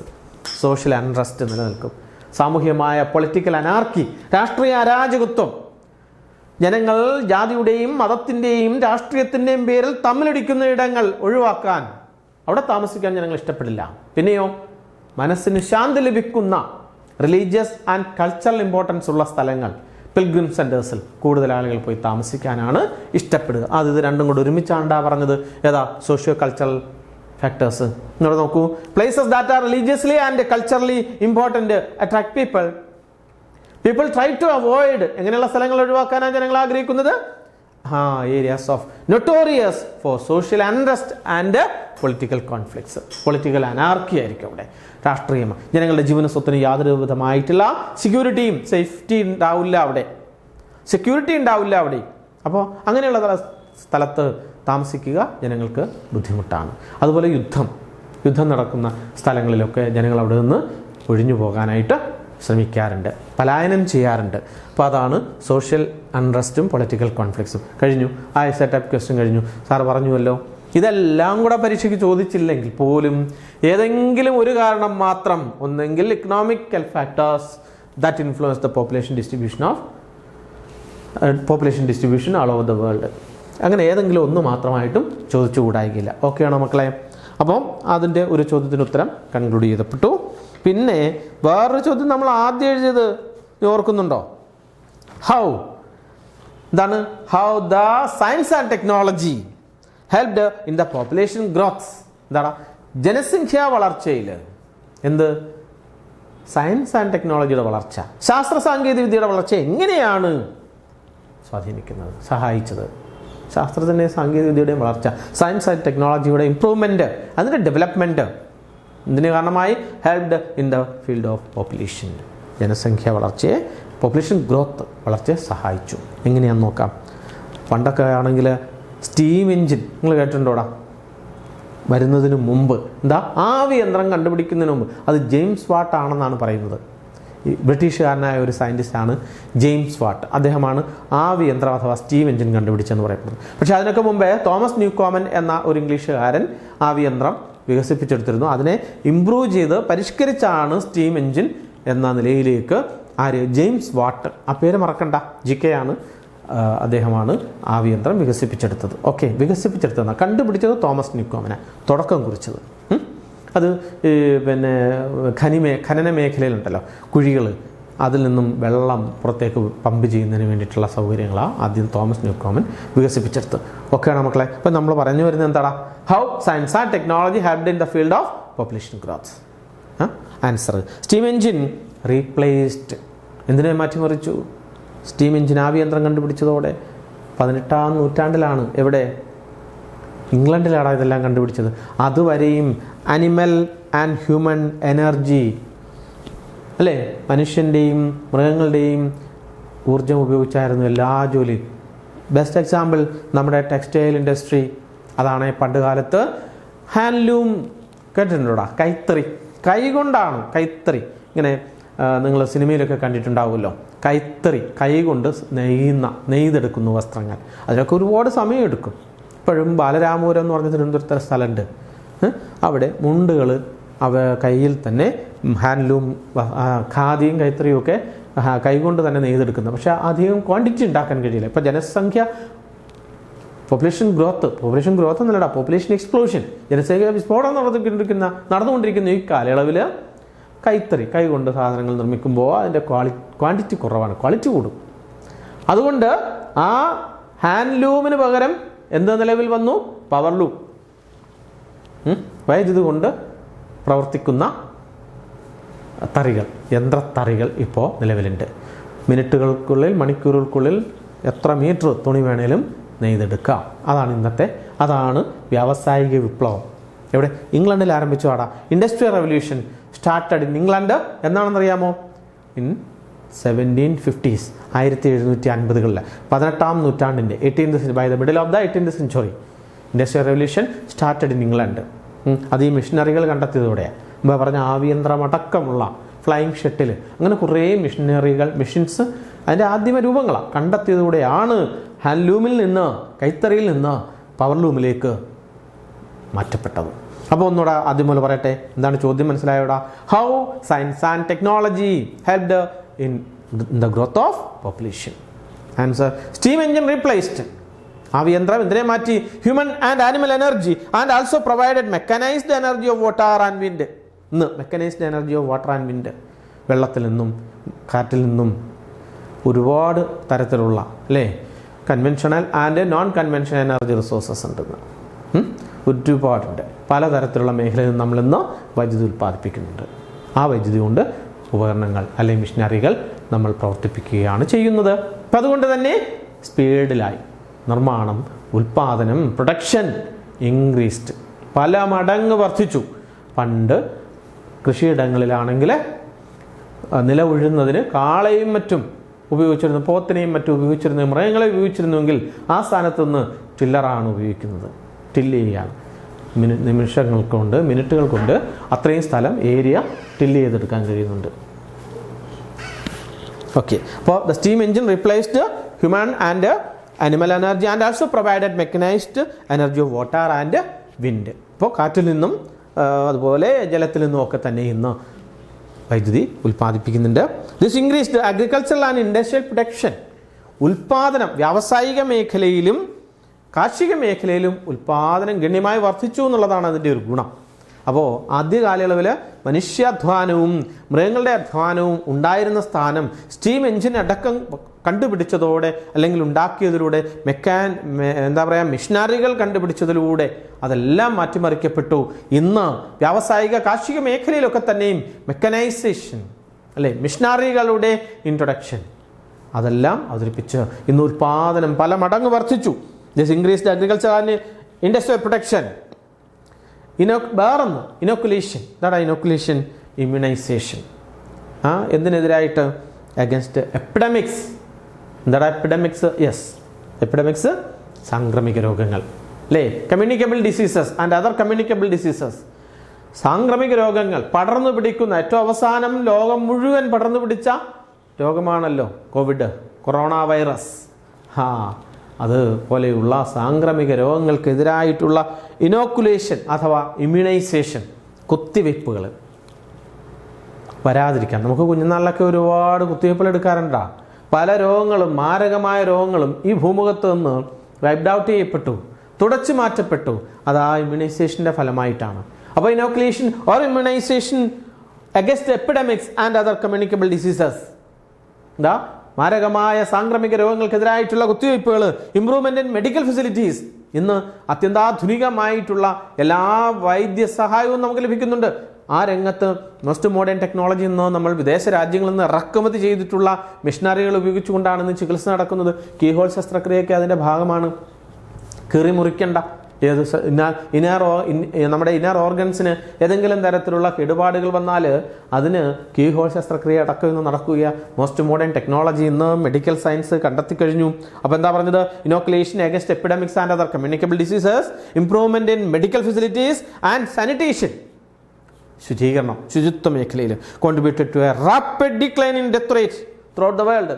ലോകമെമ്പാടും ഡെത്ത് റേറ്റിൽ, മരണനിരക്കിൽ റാപ്പിഡ് ഡിക്ലൈൻ എന്ന് വെച്ചാൽ കുറവ് സംഭവിച്ചു. റാപ്പിഡ് എന്ന് വെച്ചാൽ ദ്രുതഗതിയിലുള്ള ഇടിവാണ് സംഭവിച്ചത്. അപ്പോൾ മരണനിരക്ക് കുറച്ചു കൊണ്ടുവരാൻ കഴിഞ്ഞു. ഊർജ്ജശ്വാസം വലിക്കുന്ന അറ്റാക്ക് വന്ന് കുഴഞ്ഞു വീണ ഒരാളെ പെട്ടെന്ന് നമ്മൾ 108 വിളിച്ചാൽ പാഞ്ഞെത്തും ആംബുലൻസ്. നേരെ തൊട്ടടുത്തുള്ള മൾട്ടി സ്പെഷ്യാലിറ്റി ഹോസ്പിറ്റലിലോ മെഡിക്കൽ കോളേജിലോ കൊണ്ടുപോയി ICUവിൽ കയറ്റി ആളിനെ മിടുക്കനാക്കി ഇറക്കിക്കൊണ്ടുവരുന്നു. അപ്പോൾ ഡെത്ത് റേറ്റ് നമ്മൾ എന്ത് ചെയ്തു? ഡെത്ത് റേറ്റ് പിടിച്ചു നിർത്താനായിട്ട് കഴിഞ്ഞു. മരണനിരക്ക് ഇന്ന് കുറഞ്ഞു. എന്തൊക്കെ കാരണങ്ങളാലാണെന്ന് പറഞ്ഞ് ശാസ്ത്രത്തിൻ്റെയും സാങ്കേതിക വിദ്യയുടെയും വളർച്ചയുടെ നേട്ടങ്ങളെല്ലാം തന്നെ മെഡിക്കൽ ഫെസിലിറ്റീസ് പ്രൊവൈഡ് ചെയ്യുന്നതിന് കാരണമായി.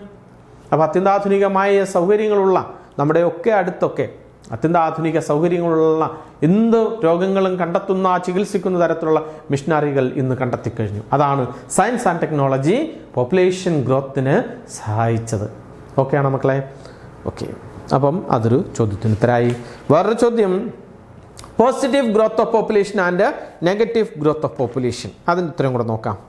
എന്താണ് പോസിറ്റീവ് ഗ്രോത്ത് ഓഫ് പോപ്പുലേഷൻ എന്ന് പറഞ്ഞാൽ?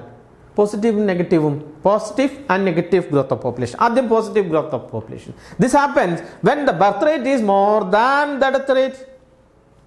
കത്തിയോടാ, ആൻസർ പഠിച്ചോ. പോസിറ്റീവ് ഗ്രോത്ത് ഓഫ് പോപ്പുലേഷൻ എന്ന് വെച്ചാൽ this happens എപ്പോഴാണ് സംഭവിക്കുന്നത്? when the birth rate is more than the death rate. മരണനിരക്കിനേക്കാൾ കൂടുതൽ ബർത്ത് റേറ്റ്, ജനന നിരക്കുണ്ടാകുമ്പോൾ between 2 points of time within a particular period of time. ഇന്ന ദിവസം മുതൽ ഇന്ന ദിവസം വരെ, അല്ലെ ഇന്ന വർഷം മുതൽ ഇന്ന വർഷം വരെ. അതാ നിശ്ചിത സമയപരിധിക്കുള്ളിൽ ജനന നിരക്കിന് ഡെത്ത് റേറ്റിനേക്കാൾ കൂടുതൽ ജനനനിരക്ക് ഉയരുകയാണെങ്കിൽ ഇവിടെ പറയുന്നു this happens when the birth rate is more than the death rate between 2 points of time, or when people from other countries, മറ്റു രാജ്യങ്ങളിൽ നിന്നുള്ള ജനത migrate permanently to a region, എന്താ സ്ഥിരമായിട്ട് വന്ന് താമസിക്കുമ്പോൾ എവിടെ? ഒരു പ്രദേശത്തുള്ള ഒരു രാജ്യത്ത്. അപ്പോഴാണ് ജനസംഖ്യ ഉയരുന്നത്. അതിനെ പോസിറ്റീവ് ഗ്രോത്ത് ഓഫ് പോപ്പുലേഷൻ നമുക്ക് വിളിക്കാം. മരണനിരക്കിനേക്കാൾ കൂടണം ജനനനിരക്ക്. പിന്നെയോ മറ്റു രാജ്യങ്ങളിൽ നിന്നും കൂടുതൽ ആളുകൾ തൊഴിലന്വേഷിച്ചോ പഠിക്കാനോ മെഡിക്കൽ ഫെസിലിറ്റീസിനോ വേണ്ടിയിട്ട് അതെല്ലാം ബെറ്റർ ആയിട്ടുള്ളത് ലഭ്യമാകുന്ന സ്ഥലങ്ങളിലേക്ക് ഇമിഗ്രേഷൻ കൂടുതലുണ്ടാകുമ്പോൾ നമുക്കതിനെ എന്ത് വിളിക്കാം? Positive growth of population. ഒന്നുകൂടെ പറയട്ടെ ആൻസർ, നമുക്ക് കൺഫ്യൂഷൻ ആയെന്നറിയാം. ഒന്നുകൂടെ പറയണം. ദിസ് ഹാപ്പൻ ഏതാ? പോസിറ്റീവ് ഗ്രോത്ത് ഓഫ് പോപ്പുലേഷൻ എങ്ങനെയാണ് ഉണ്ടാവുന്നത്? This happen when the birth rate is more than the death rate between 2 points of time.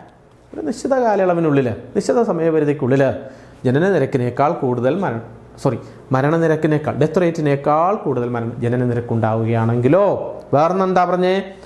And people or when people from other countries, മറ്റു രാജ്യങ്ങളിൽ നിന്ന് ജനത migrate permanently in a region to a country, ഒരു രാജ്യത്തേക്ക് ഒരു പ്രദേശത്തേക്ക് സ്ഥിരമായി താമസിക്കാനായി ആളുകൾ വരുമ്പോഴും പോസിറ്റീവ് ഗ്രോത്ത് ഓഫ് പോപ്പുലേഷൻ നമുക്ക് പറയാം. എന്നാൽ അതിൻ്റെ ഓപ്പോസിറ്റാണ് നെഗറ്റീവ് ഗ്രോത്ത് ഓഫ് പോപ്പുലേഷൻ. അതെന്താണ്? ഇഫ് ദ പോപ്പുലേഷൻ ഡിക്രീസസ്, ജനങ്ങളുടെ എണ്ണം കുറയുന്നു ബിറ്റ്വീൻ 2 points of time. 2 സമയപരിധിക്കുള്ളിൽ ഇന്ന വർഷം മുതൽ ഇന്ന വർഷം വരെ എന്ത് കുറയുമ്പോൾ, ജനങ്ങളുടെ എണ്ണം കുറയുമ്പോൾ, if the population decreases between 2 points of time, it is known as negative growth of population. Okay ആണോടാ? പോസിറ്റീവും നെഗറ്റീവും ഗ്രോത്ത്. വേറൊരു ചോദ്യം നമുക്ക് ഉണ്ടായിരുന്നു. 4 pillars of human development.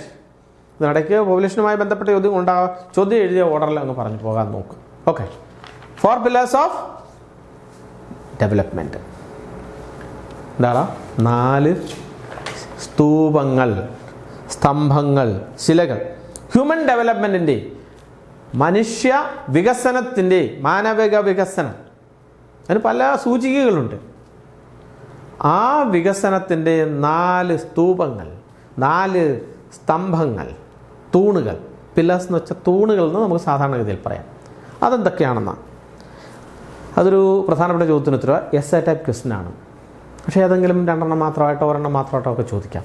1 equity, 2 sustainability, 3 productivity, 4 empowerment. എന്താ എംപവർമെൻറ്റ്? ഓരോന്നും പറയാം. ആദ്യം ഇക്വിറ്റി. ഇക്വാലിറ്റി ആണ്ടാ, സമത്വമാണ്, തുല്യതയാണ്. There is no difference between the haves and have nots. എക്കണോമിക്സിൽ പറയുന്ന the haves and have nots, ഉള്ളവനും ഇല്ലാത്തവനും, സമ്പത്ത് ഉള്ളവനും ഇല്ലാത്തവനും, പഠിത്തം വിദ്യാഭ്യാസം ഉള്ളവനും ഇല്ലാത്തവനും, സാംസ്കാരികമായ ഉന്നതമായ ആളുകൾ, അങ്ങനെയൊന്നുമില്ല. ഈക്വലായിരിക്കണം. ഇക്വാളിറ്റി മെയിൻറ്റെയിൻ ചെയ്യാൻ കഴിയുന്ന ഇക്വിറ്റി ഒന്നാമത്തേത്. രണ്ടാമത്തേത് സസ്റ്റൈനബിലിറ്റിയാണ്, സുസ്ഥിരതയാണത്. സസ്റ്റൈനബിൾ ഡെവലപ്മെൻറ്റ് നമ്മൾ ഇന്ന് ഈ ആധുനിക കാലഘട്ടത്തിൽ ഏറ്റവും അധികം ഉപയോഗിക്കുന്ന വേർഡാണ്. എന്താ അത് മലയാളം? സുസ്ഥിര വികസനം എന്നത് സസ്റ്റൈനബിൾ ഡെവലപ്മെൻറ്റ്. മൂന്നാമത്തേത് എന്താ പറഞ്ഞ്? പ്രൊഡക്ടിവിറ്റിയാണ്, ഉൽപ്പാദനക്ഷമതയാണ്, കേപ്പബിലിറ്റി ഓഫ് പ്രൊഡക്ഷൻ, കൂടുതൽ മാനുഫാക്ചർ, കൂടുതൽ ഉൽപ്പാദിപ്പിക്കാനുള്ള ശേഷി. നാലാമത്തെ എന്താണ് പറഞ്ഞത്? എംപവർമെൻറ്റ്, ശാക്തീകരണം. പഠിച്ചിട്ടുണ്ടല്ലോ, അത് കേട്ടിട്ടുണ്ടല്ലോ, ശാക്തീകരണം. പണ്ട് കുടുംബശ്രീ വന്നപ്പോൾ നമ്മുടെ കേരളത്തിലെമ്പാടും ഉപയോഗിച്ച വാക്കാണ് സ്ത്രീ ശാക്തീകരണത്തിന് വേണ്ടിയിട്ടാണെന്ന്. അപ്പോൾ എന്തായിരുന്നു? അന്ന് സ്ത്രീകൾക്കെല്ലാം കുറേ കോംപ്ലാൻ, ബൂസ്റ്റ്, ഹോർലിക്സ് ഒക്കെ വാങ്ങിക്കൊടുത്ത് അവരെ ശക്തിപ്പെടുത്തുമായിരുന്നു. അല്ലടാ, അവരുടെ കൂട്ടായ്മ വളർത്തിയെടുത്തു എന്നാണ് അതിനർത്ഥം. എംപവർമെൻറ്റ്, ശാക്തീകരണം എന്ന് പറഞ്ഞാൽ അവർക്ക് ഈ പറഞ്ഞ ഫുഡ്, ന്യൂട്രീഷ്യസ് ഫുഡൊന്നും കൊടുത്ത് അവരെ ശക്തിപ്പെടുത്തലല്ല, പിന്നെയോ അവരുടെ കൂട്ടായ്മ, അവരുടെ ഇടയിൽ നിന്ന് ദാരിദ്ര്യ നിർമ്മാർജ്ജനം, പട്ടിണിയും പരിവട്ടവുമായി കടബാധ്യതകളില്ലാതെ സ്വസ്ഥമായി എല്ലാവരും ഏകോദര സഹോദരങ്ങളെപ്പോലെ കഴിയുന്ന ഓണം വരികയല്ലേ. മാവേലി നാടുവാണിടുങ്കാലം മനുഷ്യരെല്ലാവരും ഒന്നുപോലെ കഴിയുന്ന ഒരു നല്ല നാളുകളെ സ്വപ്നം കണ്ടുകൊണ്ടുള്ളതൊക്കെയാണ് ഇത്തരം പുതിയ പ്രോജക്റ്റുകൾ. ഓക്കെ ആണോ? അപ്പോൾ എംപവർമെൻറ്റ് എന്താണെന്ന് മനസ്സിലായില്ലേ? ശാക്തീകരണം. 4 പില്ലേഴ്സ് എന്തിൻ്റെയാ? ഹ്യൂമൻ ഡെവലപ്മെൻറ്റിൻ്റെ. എന്തൊക്കെയാ? ഇക്വിറ്റി. രണ്ടാമത്തെ എന്താ? സസ്റ്റൈനബിലിറ്റി. മൂന്നാമത്തെ എന്താണ്? പ്രൊഡക്ടിവിറ്റി. നാലാമത്തെ എന്താണ്? എംപവർമെൻറ്റ്. ഓക്കെ ആണോടാ? പറയട്ടെ ഓരോന്നും. ഓക്കേടാ, ശ്രദ്ധിച്ചോ. ഇക്വിറ്റി. ചോദ്യം മനസ്സിലായല്ലോ നിനക്ക്? ചോദ്യം പഠിക്കാനാടാ പ്രയാസം. ചോദ്യം മനസ്സിലാക്കി ആൻസർ പഠിക്കാവൂ. ഏതാ ചോദ്യം? പറയടാ. എന്താണ്? What are the 4 pillars of human development? മാനവ വികസനത്തിൻ്റെ 4 സ്തൂപങ്ങൾ, 4 തൂണുകൾ എന്തെല്ലാം? എന്തൊക്കെയാ?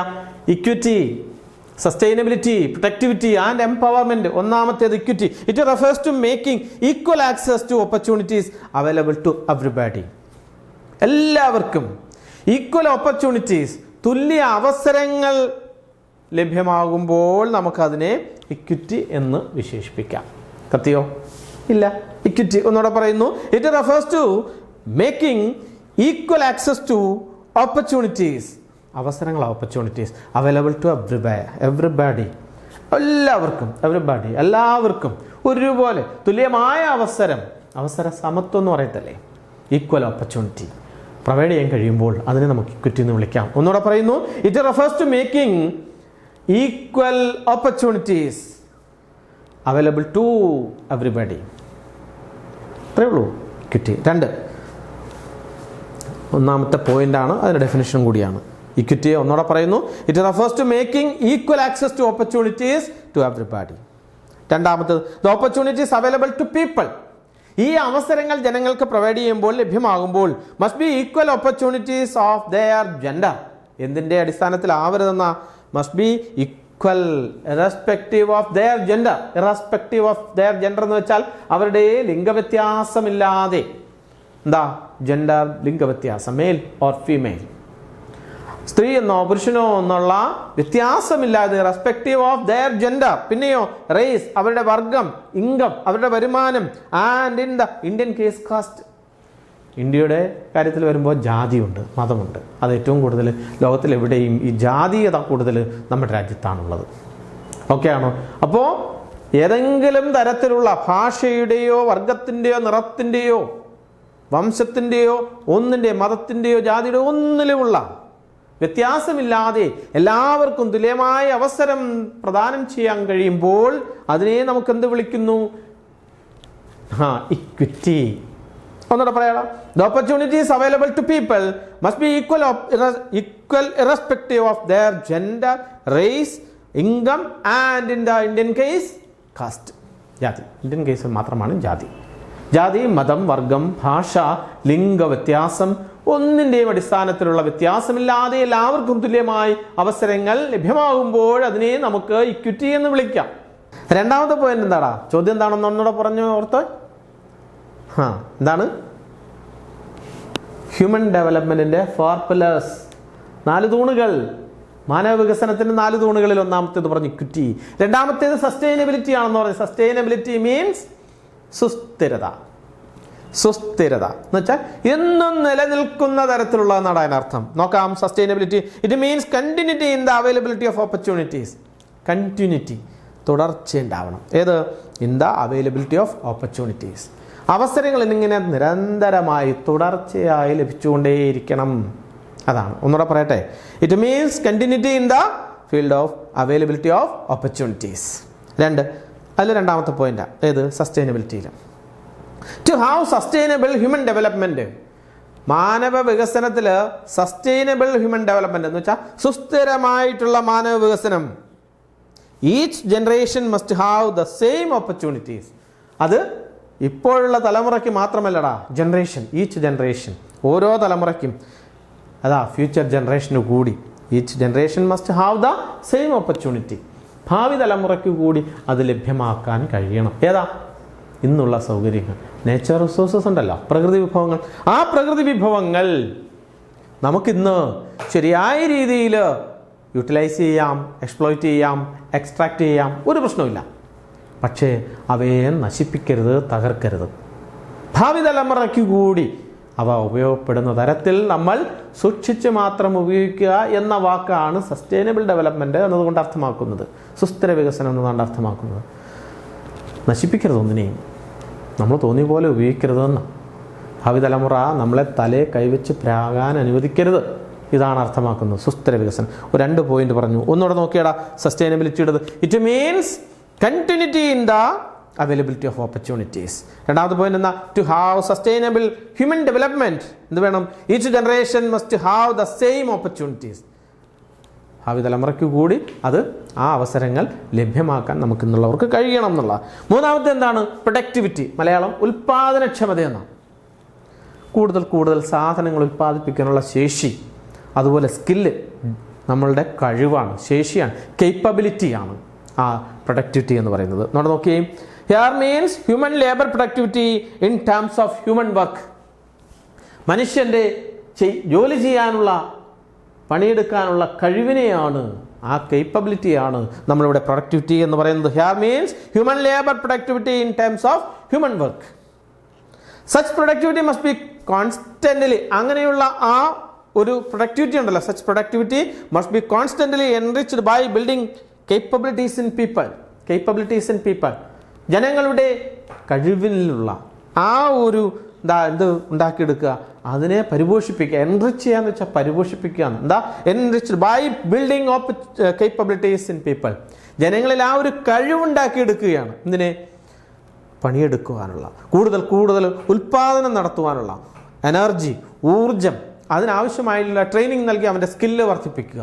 അങ്ങനെ കൂടുതൽ പ്രൊഡക്ടിവിറ്റി ഉൽപാദനക്ഷമത കൈവരിക്കുവാനുള്ള കേപ്പബിലിറ്റി ഉണ്ടാക്കി കൊടുക്കലാണ്, പരിപോഷിപ്പിക്കൽ, എൻറിച്ച് ചെയ്യലാണ് പ്രൊഡക്ടിവിറ്റി എന്നതുകൊണ്ട് ഹിയർ മീൻസ് ഇവിടെ അർത്ഥമാക്കുന്നത്. നാലാമത്തേത് എംപവർമെന്റ് ആണ്, ശാക്തീകരണമാണെന്ന് പറഞ്ഞു. എന്താ? It means to have the power to make choices. അല്ലേ, നമുക്ക് അവസരങ്ങളുണ്ട്, അവസരങ്ങൾ ശരിയായ രീതിയിൽ തിരഞ്ഞെടുക്കാനുള്ള അവകാശമുണ്ട്. അവസരങ്ങൾ, നല്ല നല്ല അവസരങ്ങൾ നമുക്ക് തിരഞ്ഞെടുക്കാൻ കഴിയും. Such power comes from increasing freedom and capability. ആ അവസരം, ആ ഒരു പവർ, അധികാരം, ആ ശക്തി, എംപവർ എന്ന് വെച്ചാൽ ശക്തിപ്പെടുത്തൽ. അപ്പൊ power, Shakti. Such power comes from increasing freedom and capability. Freedom, സ്വാതന്ത്ര്യം, കേപ്പബിലിറ്റി, കഴിവ്, നമ്മുടെ ശേഷി, നമ്മുടെ സ്കില്ല്, വൈദഗ്ധ്യം, ഇതെല്ലാം തന്നെ വർദ്ധിപ്പിക്കാനുള്ള ഒരു ശേഷി നമുക്ക് കൈവരുത്തണം. The empowerment of socially and economically. മനുഷ്യരെ എല്ലാവരെയും സാമൂഹ്യമായും സാമ്പത്തികമായിട്ട് എന്ത് ചെയ്യണം? എംപവർ ചെയ്യണം, ശാക്തീകരിക്കണം. Disadvantaged groups is of special importance. Disadvantaged groups എന്ന് പറഞ്ഞാൽ എന്താണ്? പാർശ്വവൽക്കരിക്കപ്പെട്ട ഒരു ജനതയുണ്ട് എന്ന് വെച്ചാൽ പുവർ പീപ്പിൾ, മാർജിനലൈസ്ഡ് പീപ്പിൾ, സമൂഹത്തിൻ്റെ മുഖ്യധാരയിൽ നിന്ന് ഒഴിഞ്ഞു നിൽക്കുന്ന ഒരു ജനതയുണ്ട്. അവരെ കൂടി സമൂഹത്തിൻ്റെ മുഖ്യധാരയിലേക്ക് ഉയർത്തിക്കൊണ്ടുവന്ന് ശാക്തീകരിക്കേണ്ടതുണ്ട്. എന്ന് വെച്ചാൽ അവർക്കും സമൂഹത്തിൻ്റെ സോഷ്യലി ആൻഡ് ഇക്കണോമിക്കലി, സാമൂഹികപരമായ സമൂഹത്തിൻ്റെ മുഖ്യധാരയിലേക്ക് അവർ എത്തിപ്പെട്ട് അവർക്കും സാമ്പത്തികമായിട്ടുള്ള ഉന്നമനം ഉണ്ടാകുന്ന തരത്തിൽ പ്രൊഡക്ടിവിറ്റി വർദ്ധിപ്പിച്ച്, ഇതെല്ലാം പരസ്പരം കണക്റ്റഡാണ്. ഉൽപാദനക്ഷമത വർദ്ധിപ്പിച്ച് അവൻ്റെ സ്കിൽസ് ഡെവലപ്പ് ചെയ്ത് അവനാവശ്യമുള്ള ട്രെയിനിങ് കൊടുത്ത് അവനാവശ്യമുള്ള വിദ്യാഭ്യാസം കൊടുത്ത് അവൻ്റെ ശേഷിയെ വർദ്ധിപ്പിച്ച് സ്വന്തം കാലിൽ നിൽക്കാനുള്ള, സോഷ്യലി ആൻഡ് ഇക്കണോമിക്കലി, സാമൂഹ്യപരമായും സാമ്പത്തികമായിട്ടും സ്വന്തം കാലിൽ നിൽക്കാനുള്ള ശേഷി അവന് ഉണ്ടാക്കി കൊടുക്കലാണ് ഏത്? എംപവർമെന്റ് എന്നതുകൊണ്ട് അർത്ഥമാക്കുന്നത്. ഇത് 4 എണ്ണമാണ് 4 പില്ലേഴ്സ് ഓഫ് ഹ്യൂമൻ ഡെവലപ്മെന്റ്. എന്തൊക്കെയാടാ?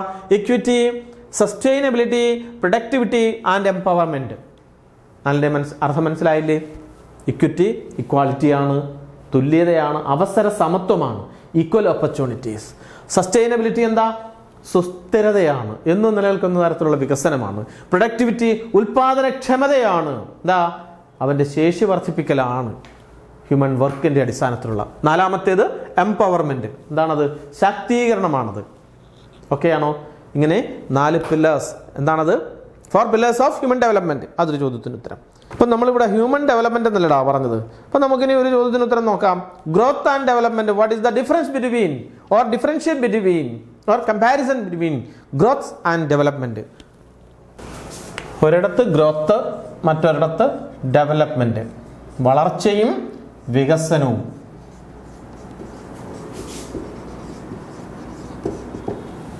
വളർച്ചയും വികസനവും. അപ്പം നമുക്കറിയാം, നിങ്ങൾ കുട്ടികൾ 18, 19, 20 വയസ്സ് വരെ പരമാവധി മുകളിലേക്ക് വളരും, നീളം വെക്കും, മുകളിലേക്ക് വളരും. അത് ഗ്രോത്താണ്, വളർച്ച. മനസ്സിലായി? അപ്പോൾ അത് ഒരു പരിധി വരെ 15, 16, 17, 15, 16 വയസ്സിലൊക്കെ കൗമാരം കഴിഞ്ഞ് യൗവനത്തിലേക്ക് കിടക്കുമ്പോഴൊക്കെ കുറച്ചുകൂടെ പൊക്കം, ഉയരം കിട്ടും. അത് വളർച്ചയാണ്, ഗ്രോത്ത്, മുകളിലേക്കുള്ളത്. എന്നാൽ നല്ല ഫാറ്റി ആയിട്ടുള്ള ഒരാൾ, അല്ലെങ്കിൽ ഒബിസിറ്റി ഉള്ള, കുടവയറൊക്കെ ഉള്ള ഒരാൾ, അതെന്താ? മുകളിലേക്ക് വളരാൻ അയാൾക്ക് പിന്നെ കഴിയത്തില്ലല്ലോ 10-20 വയസ്സ് കഴിഞ്ഞാൽ. പിന്നെ വശങ്ങളിലേക്ക്, സൈഡിലേക്കുള്ള ഒരു ഡെവലപ്മെൻ്റ് ആണ് ഉണ്ടാകുന്നത്, വികസനമാണ് ഉണ്ടാകുന്നത്. അപ്പോൾ ഗ്രോത്തും ഡെവലപ്മെൻറ്റും. കത്തിയോടാ, ഇത് ചുമ്മാ തമാശയ്ക്ക് സിമ്പിളായിട്ടുള്ള ഒരു ഉദാഹരണം പറഞ്ഞതേ ഉള്ളൂ. അതല്ല, നമ്മൾ ആഴത്തിൽ ഏതാ എക്കണോമിക്സിലും ജോഗ്രഫിയിലും നമ്മൾ പഠിക്കുന്ന ഗ്രോത്ത്, ഡെവലപ്മെൻറ്റ്, അതിന് ആഴത്തിൽ കുറേ അർത്ഥങ്ങളുണ്ട്. എന്താണ് വ്യത്യാസം? What is the difference between growth and development? ആദ്യം, ഗ്രോത്ത് എന്നതുകൊണ്ട് അർത്ഥമാക്കുന്നത് it refers to the changes occurring in a definite period of time. ഏത്? Growth. Definite period of time, ഒരു നിശ്ചിത സമയപരിധിക്കുള്ളിൽ, a particular period of time, within a particular period of time, ഒരു കൃത്യമായ സമയപരിധിക്കുള്ളിൽ ഉണ്ടാകുന്ന ഒക്കറിംഗ് ചേഞ്ചസ്. ഒക്കറിംഗ് എന്ന് വെച്ചാൽ ഹാപ്പൻസ്, സംഭവിക്കുന്ന മാറ്റങ്ങളാണ്. ഇറ്റ് റെഫേഴ്സ് ടു ദി ഏതാ? Growth. Growth refers to the changes occurring in a definite period of time. വേറൊരു സവിശേഷത ഡെവലപ്മെന്റ് എന്ന് പറഞ്ഞാലോ, it occurs when positive change take place. അവിടെ ഡെവലപ്മെന്റിൽ പോസിറ്റീവ് ചേഞ്ച് ആണ് ഒക്കേഴ്സ്. ഒക്കറിംഗ് എന്ന് വെച്ചാൽ ഒക്കേഴ്സ്, ഹാപ്പൻസ് ഓർ ഹാപ്പനിങ്, സംഭവിക്കുന്നതെന്നാണ്. ഇവിടെ ഗ്രോത്തിൽ 2ാമത്തേത്, this change may be, growth, the change may be either positive or negative. ഏതില്? ഗ്രോത്ത് എന്ന് പറഞ്ഞാൽ ഒന്നുകിൽ പോസിറ്റീവ് ഗ്രോത്ത് ആവാം, അല്ലെങ്കിൽ നെഗറ്റീവ് ഗ്രോത്ത് ആവാം. ഞാൻ ഒരു കാര്യം താഴോട്ട് ഗ്രോത്തിൻ്റെ ഫീച്ചേഴ്സ് അങ്ങ് പറയാം. ഇപ്പം രണ്ടാമത്തത് ഡെവലപ്മെൻറ്റിനെയും പറയാം. ഒന്നാമത്തെ എന്താണ് പറഞ്ഞത്? Growth refers to the changes occurring in a definite period of time. എന്ന് വെച്ചാൽ ഒരു നിശ്ചിത സമയപരിധിക്കുള്ളിൽ സംഭവിക്കുന്ന മാറ്റങ്ങളാണത്. രണ്ടാമത്തെ പോയിന്റ് എന്താണ്? This change may be either positive or negative. 3, an increase to the present condition is termed as positive growth. എന്താടാ? നിലനിൽക്കുന്ന അവസ്ഥയ്ക്ക് ഒരു മാറ്റം സംഭവിക്കുകയാണെങ്കിൽ അത് വളർച്ച, ഇൻക്രീസ്, കൂടുതലാവുകയാണെങ്കിൽ, അല്ലെ, വർധനവുണ്ടാവുകയാണെങ്കിൽ എന്നോട് പറയാം. An increase to the present condition, ഇന്നുള്ള അവസ്ഥയ്ക്ക് ഒരു വർധനവുണ്ടാവുകയാണെങ്കിൽ is termed as positive change, positive growth എന്ന് നമുക്കതിനെ വിളിക്കാം. എന്ത്? നിലവിലുള്ള അവസ്ഥയിൽ ഒരു ഇൻക്രീസ്, വർധന ഉണ്ടാകുകയാണെങ്കിൽ അതിനെ നമുക്ക് പോസിറ്റീവ് ഗ്രോത്ത് എന്നും വിളിക്കുന്നു. Growth is quantitative. അതാണ് അതിൻ്റെ ഒരു വേറൊരു ഫീച്ചർ. എന്താണ്? Quantitative and value neutral. Quantitative, qualitative കേട്ടിട്ടുണ്ടോടാ? ക്വാണ്ടിറ്റി എന്ന് പറഞ്ഞാൽ അളവാണ്, പരിമാണം. ക്വാളിറ്റി എന്ന് പറഞ്ഞാൽ ഗുണമാണ്. തമ്മിലുള്ള വ്യത്യാസം മനസ്സിലായോ? അളവുപരമായിട്ടുള്ള, അതാണ് ക്വാണ്ടിറ്റേറ്റീവ്. അതുപോലെ വാല്യൂ ന്യൂട്രൽ എന്ന് പറഞ്ഞാൽ എന്താ? അതിൻ്റെ മൂല്യം ഉയരുന്നില്ല, സ്റ്റാഗ്നൻ്റായി നിൽക്കും. വാല്യൂ ന്യൂട്രൽ മനസ്സിലായോടാ? ഒന്നുകൂടെ നോക്കി last point. Growth is quantitative and value neutral. ഇങ്ങനെ പ്രധാനപ്പെട്ട 3-4 സവിശേഷതകളാണ് ഗ്രോത്തിനുള്ളതെങ്കിൽ അത്ര തന്നെ സവിശേഷതകൾ എന്തിനില്ല? ഡെവലപ്മെൻറ്റിനില്ല. Development occurs when positive change takes place. Positive change ഉണ്ടാകുമ്പോൾ മാത്രമാണ്. മറ്റേടത്താണെങ്കിലോ ഗ്രോത്തിലാണെങ്കിലോ എയ്തർ നെഗറ്റീവ് ഓർ പോസിറ്റീവ് എന്നാണ് പറഞ്ഞത്. ഇവിടെ പോസിറ്റീവ് ചേഞ്ച് മാത്രം സംഭവിക്കുമ്പോഴാണ് ഡെവലപ്മെൻറ്റ് ഉണ്ടാവുന്നത്. ഡെവലപ്മെൻറ്റ് ഈസ് ക്വാളിറ്റേറ്റീവ്, ഗുണപരമായിട്ടുള്ളതാണ്. ഡെവലപ്മെൻറ്റ് എന്ന് പറഞ്ഞാൽ അതിൻ്റെ ഗുണം ഇമ്പ്രൂവ് ചെയ്യുകയാണ്. ആൻഡ് വാല്യൂ ആഡഡ്, ഗുണം കൂടുമ്പോൾ മൂല്യവും വർദ്ധിക്കും. അതാണ് വാല്യൂ ആഡഡ്. ഓക്കെ ആണോ മക്കളെ? അപ്പോൾ ഇതാണ് ഉണ്ടായത് തമ്മിലുള്ള വ്യത്യാസം. എന്താ? Growth and development. ഓക്കെ ആണോ? വേറൊരു ചോദ്യത്തിന് ഉത്തരം കൂടെ നോക്കാം. ചോദ്യം എന്തായിരുന്നു? Population control measures. പോപ്പുലേഷൻ നമ്മൾ ഒത്തിരി ഉണ്ടല്ലോ. പോപ്പുലേഷനുമായി ബന്ധപ്പെട്ട ചോദ്യോത്തരങ്ങളാണ് കൂടുതലുള്ളത്. അതിനിടയ്ക്കാണ് ഗ്രോത്തും ഡെവലപ്മെൻറ്റും ഒക്കെ വന്നത്. 4 പില്ലേഴ്സ് ഓഫ് ഹ്യൂമൻ ഡെവലപ്മെൻറ്റും വന്നത്. ഓക്കെ, ആ ചോദ്യം എഴുതിയതിലുള്ള ഒരു ഡിസോർഡറായിട്ട് എഴുതുക. എങ്കിലും നിങ്ങൾക്ക് ചോദ്യം ആൻസർ കാണുമ്പോൾ തന്നെ ഉത്തരം ആ ചോദ്യം അതിലേക്ക് വരാം. എന്താണ് പറഞ്ഞത്? ഇപ്പോൾ പറഞ്ഞ ചോദ്യം population control measures. Population control measures. What are the measures we can adopt for the control of population? എന്നുവെച്ചാൽ നമ്മുടെ ഇന്നുള്ള ജനസംഖ്യയെ നിയന്ത്രിക്കുവാൻ നമുക്ക് എന്തൊക്കെ മാർഗങ്ങൾ സ്വീകരിക്കും? ഒത്തിരി മാർഗങ്ങളുണ്ട്, പക്ഷേ എല്ലാം ഒന്നും നമുക്ക് പറ്റത്തില്ല പഠിക്കാൻ. പ്രധാനപ്പെട്ട 3-4 പോയിന്റ് നമുക്ക് നോക്കാം. 1, adoption of family planning programme. Family planning programme എന്നുവെച്ചാൽ എന്താ? കുടുംബാസൂത്രണ പദ്ധതികൾ അവലംബിക്കുക, സ്വീകരിക്കുക. Adoption of family planning programme. പണ്ടൊക്കെയാണെങ്കിൽ നമ്മുടെ സർക്കാർ ആശുപത്രിയിൽ ഡെലിവറി നടന്നു കഴിയുമ്പോഴേ നമ്മുടെയൊക്കെ അമ്മയുടെ അമ്മൂമ്മമാരുടെയൊക്കെ കാലയളവിൽ അവർക്ക് അന്ന് 2 കുട്ടികളായി കഴിഞ്ഞാൽ നിർത്താൻ വേണ്ടിയിട്ട്, പ്രസവം നിർത്താൻ വേണ്ടിയിട്ട് അവർക്ക് കുറേ സമ്മാനങ്ങളൊക്കെ കൊടുക്കുമായിരുന്നു. സാരിയും ബക്കറ്റും 2000 രൂപയൊക്കെ അന്ന് കാലത്ത് കൊടുത്തു. ഇപ്പോഴങ്ങനൊന്നുമില്ല. അപ്പോൾ ഫാമിലി പ്ലാനിംഗ് പ്രോഗ്രാം എന്നാണ് അന്നൊക്കെ വിശേഷിപ്പിച്ചിരുന്നത്. അപ്പോൾ adoption of family planning programs 1. 2, improve women's health. സ്ത്രീകളുടെ ആരോഗ്യത്തെ ഇംപ്രൂവ് ചെയ്യാനുള്ള നടപടികൾ സ്വീകരിക്കുക. 3, free availability of contraceptive for large family. എന്നുവെച്ചാൽ കുടുംബം ഒരുപാട് ആളുകൾ ജോയിൻറ്റ് ഫാമിലി ഉണ്ടല്ലോ, ഒത്തിരി ആളുകൾ താമസിക്കുന്നിടത്ത് അവർക്ക് കോൺട്രാസെപ്റ്റീവ് അവൈലബിലിറ്റി എന്ന് വെച്ചാൽ ഗർഭനിരോധന മാർഗങ്ങൾ, കുട്ടികളുണ്ടാവാതിരിക്കാനുള്ള ഗർഭനിരോധന മാർഗങ്ങൾ അവർക്ക് ഫ്രീ ആയിട്ട് പ്രൊവൈഡ് ചെയ്യാൻ കഴിയണം. അതാണ് 3ാമത്തേത്. വേറൊന്ന് tax disincentive of for large family. അതായത് വലിയ കുടുംബങ്ങളുണ്ടായാൽ അവർക്ക് കൂടുതൽ നികുതി ഏർപ്പെടുത്താനായിട്ട് കഴിയണം. എന്ന് വെച്ചാൽ കൂടുതൽ പണച്ചെലവാണല്ലോ അവർക്കുണ്ടാവുക. അപ്പം എന്താ പറയുക, മൈനർ അല്ലെ മൈക്രോ ഫാമിലീസിനെ പ്രോത്സാഹിപ്പിക്കലാണത്. വലിയ കുടുംബങ്ങളെക്കാൾ നല്ലത് നമ്മുടെ ചെറിയ കുടുംബങ്ങളാണെന്നുള്ള ഒരു ബോധ്യം അവരിൽ ഉണ്ടാക്കിയെടുക്കാൻ ശ്രദ്ധിക്കണം എന്നുള്ളതാണ്. Last mass awareness program. ജനങ്ങളുടെ ഇടയിൽ എന്തുണ്ടാവുക? വിപുലമായ അവയർനെസ് പ്രോഗ്രാം, ബോധവൽക്കരണ പദ്ധതികൾ, പരിപാടികൾ ആവിഷ്കരിച്ച് നടപ്പിലാക്കുക. ഇങ്ങനെ 4-5 പോയിൻ്റ് അതുമായി ബന്ധപ്പെട്ടങ്ങ് എഴുതിയേക്കുക. ഇനി വേറൊരു ചോദ്യം, കോസസ് ഓഫ് മൈഗ്രേഷൻ. മുമ്പേ പറഞ്ഞില്ലടാ, മൈഗ്രേഷൻ്റെ കാരണങ്ങൾ ഒത്തിരി ഉണ്ട്. മൈഗ്രേഷൻ എന്ന് വെച്ചാൽ എന്താ? കുടിയേറ്റമാണ്. കുടിയേറ്റം, ഇതിൻ്റെ കാരണങ്ങൾ ഒത്തിരി ഉണ്ട്. ഇതിനെ നമുക്ക് പുഷ് ഫാക്ടേഴ്സ് എന്നും പുൾ ഫാക്ടേഴ്സ് എന്നും രണ്ടായിട്ട് ഡിവൈഡ് ചെയ്യാം. ഇതാണ് അതിൻ്റെ ഒരു answer, push and pull. Push pull തീവണ്ടി എന്നൊക്കെ പണ്ടൊക്കെ നിങ്ങൾ കേട്ടിട്ടുണ്ടാവുമല്ലോ. പുഷ് ഫാക്ടേഴ്സും പുൾ ഫാക്ടേഴ്സും. പുഷ് പുൾ ട്രെയിൻ പണ്ടുണ്ടായിരുന്നു, തള്ളു വലി വണ്ടി. പുഷ് പുൾ, പുഷ് ചെയ്യുക, തള്ളുക, പുൾ വലിക്കുക. അപ്പം അത് വലിക്കുക എന്ന് വെച്ചാൽ ഇവിടെ അട്രാക്റ്റ് ചെയ്യുന്നതാണ്, ഇങ്ങോട്ടേക്ക് ആകർഷിക്കുന്നത്. ഇമിഗ്രേഷൻ ആൻഡ് എമിഗ്രേഷൻ, ഇങ്ങനെ 2 മാർഗ്ഗങ്ങൾ, 2 രീതിയിലാണ് എന്തുള്ളത്? മൈഗ്രേഷൻ ഉള്ളത്. Immigration, emigration. അതും നമുക്ക് വിശദീകരിക്കാം. ഇപ്പോൾ നമ്മൾ പഠിക്കാൻ പോകുന്നത് കോസസ് ഓഫ് മൈഗ്രേഷൻ, കുടിയേറ്റത്തിൻ്റെ കാരണങ്ങൾ എന്തെല്ലാം എന്നുള്ളതാണ്. നോക്കാം. പുഷ് ഫാക്ടേഴ്സ് എന്ന് വെച്ചാൽ അതിലെ പുഷ് ഫാക്ടേഴ്സ് എന്താണത്? These cause people to leave the place of residence or origin. അവൻ ജനിച്ച് വളർന്ന മണ്ണിൽ നിന്നും ഒരാൾ, അതാ place of birth or region, അവിടെ നിന്നും അവൻ്റെ പ്ലേസ് ഓഫ് റെസിഡൻസ്, അവൻ്റെ അധിവാസ സ്ഥലത്ത് നിന്നും അവൻ വേറെ സ്ഥലത്തേക്ക്, ആ സ്ഥലം ഉപേക്ഷിച്ച് വേറെ സ്ഥലത്തേക്ക് പോകുന്നതിനാണ് പുഷ് ഫാക്ടേഴ്സ് എന്ന് പറയുന്നത്. എന്നോടെ പറയുന്നു, ദീസ് കോസ് പീപ്പിൾ ടു, ഏതാ push factors cause people to leave their place of residence or region. മനസ്സിലായോ? അവൻ്റെ അധിവാസ സ്ഥലം, അവൻ താമസിക്കുന്ന ഇടം അല്ലെങ്കിൽ അവൻ്റെ ജന്മദേശം ഉപേക്ഷിച്ച് വേറൊരു സ്ഥലത്തേക്ക് പോകുന്നത് പുഷ് ഫാക്ടേഴ്സും. അപ്പോൾ പുൾ ഫാക്ടേഴ്സോ? Pull factors attract the people from different places. പല സ്ഥലങ്ങളിൽ നിന്നും ഒരു സ്ഥലത്തേക്ക് ജനങ്ങളെ ആകർഷിക്കുന്ന ഘടകങ്ങളുമാണ് പുൾ ഫാക്ടേഴ്സ്. അതാണ് വലിക്കുന്ന ഘടകങ്ങളും പുഷ് ഫാക്ടേഴ്സ്, തള്ളിവിടുന്ന, ഇവിടെ നിന്ന് ഓടിപ്പോകാൻ അവനെ പ്രേരിപ്പിക്കുന്ന ഘടകങ്ങളും. ഇതിൽ പുഷ് ഫാക്ടേഴ്സും പുൾ ഫാക്ടേഴ്സും പലപ്പോഴും 1 വേർഡ് ആൻസർ ടൈപ്പ് ക്വസ്റ്റ്യനിലും ചോദിച്ചിട്ടുണ്ട്. ഇങ്ങനെയാ താഴെ പറയുന്നതിൽ പുഷ് ഫാക്ടേഴ്സ് അല്ലാത്തത് ഏത്? നമുക്ക് കൺഫ്യൂഷൻ ഉണ്ടാവാം.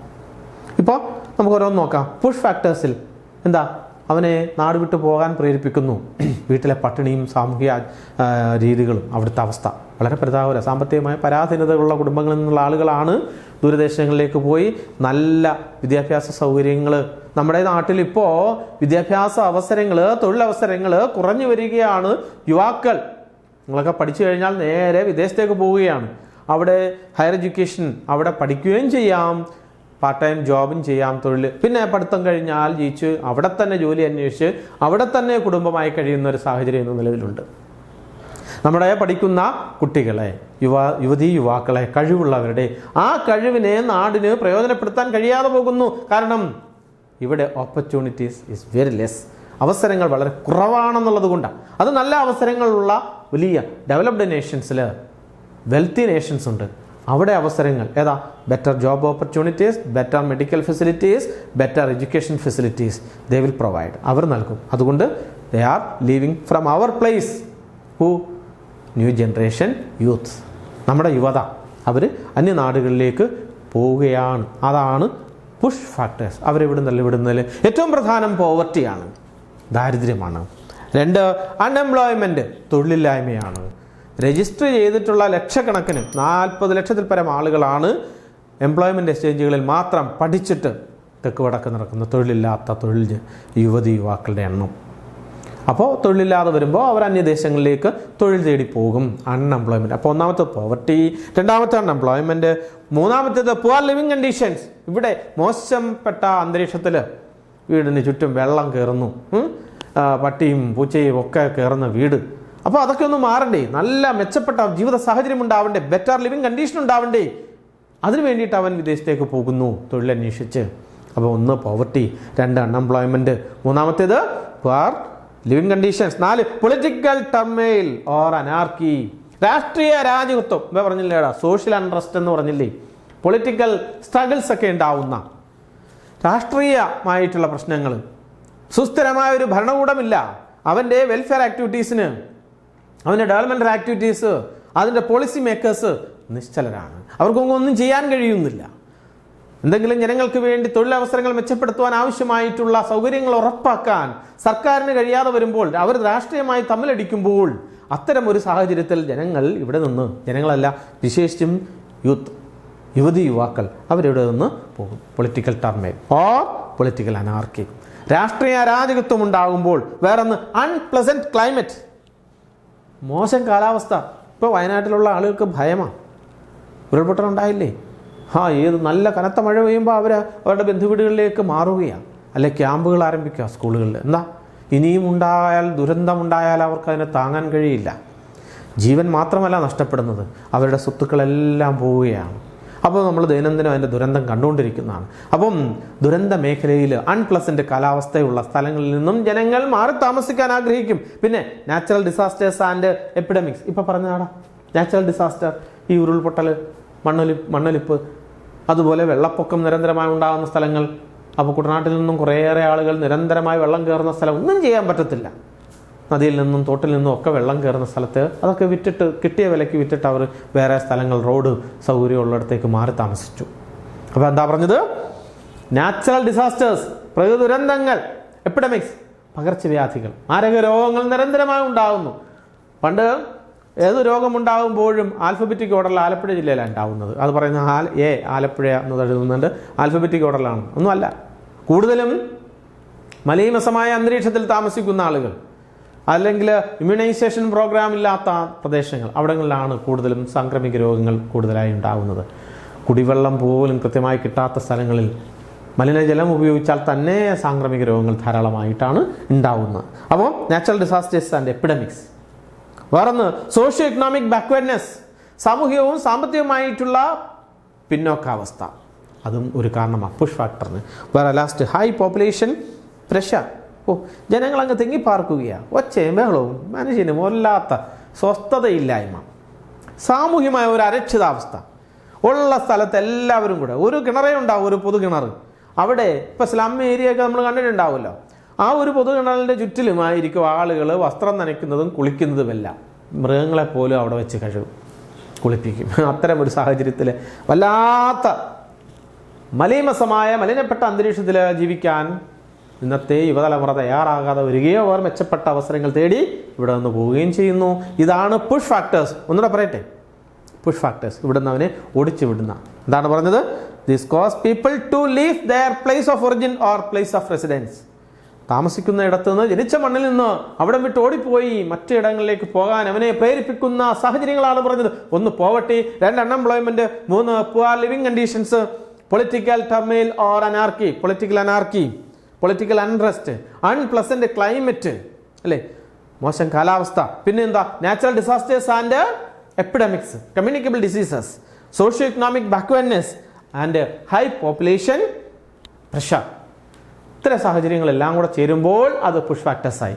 എന്നാൽ പുൾ ഫാക്ടേഴ്സോ, മറ്റു ദേശങ്ങളിൽ നിന്നോ ആളുകളെ ഇങ്ങോട്ടേക്ക് മൈഗ്രേറ്റ് ചെയ്യാൻ, ഇമിഗ്രേഷനാണത്. എന്തൊക്കെയാണ് അവനെ ആകർഷിക്കുന്നത്? ഇതിൻ്റെ എല്ലാം ഓപ്പോസിറ്റാണ്ടാ. പുഷ് ഫാക്ടേഴ്സിൻ്റെ ഓപ്പോസിറ്റ് പുൾ ഫാക്ടേഴ്സ് വരും. നമുക്ക് നോക്കാം. എല്ലാം better opportunities, better job opportunities, higher wages, നല്ല തൊഴിലവസരങ്ങളുണ്ട്, അവിടെ ഉയർന്ന വേതനം കിട്ടും, കൂലി കിട്ടും.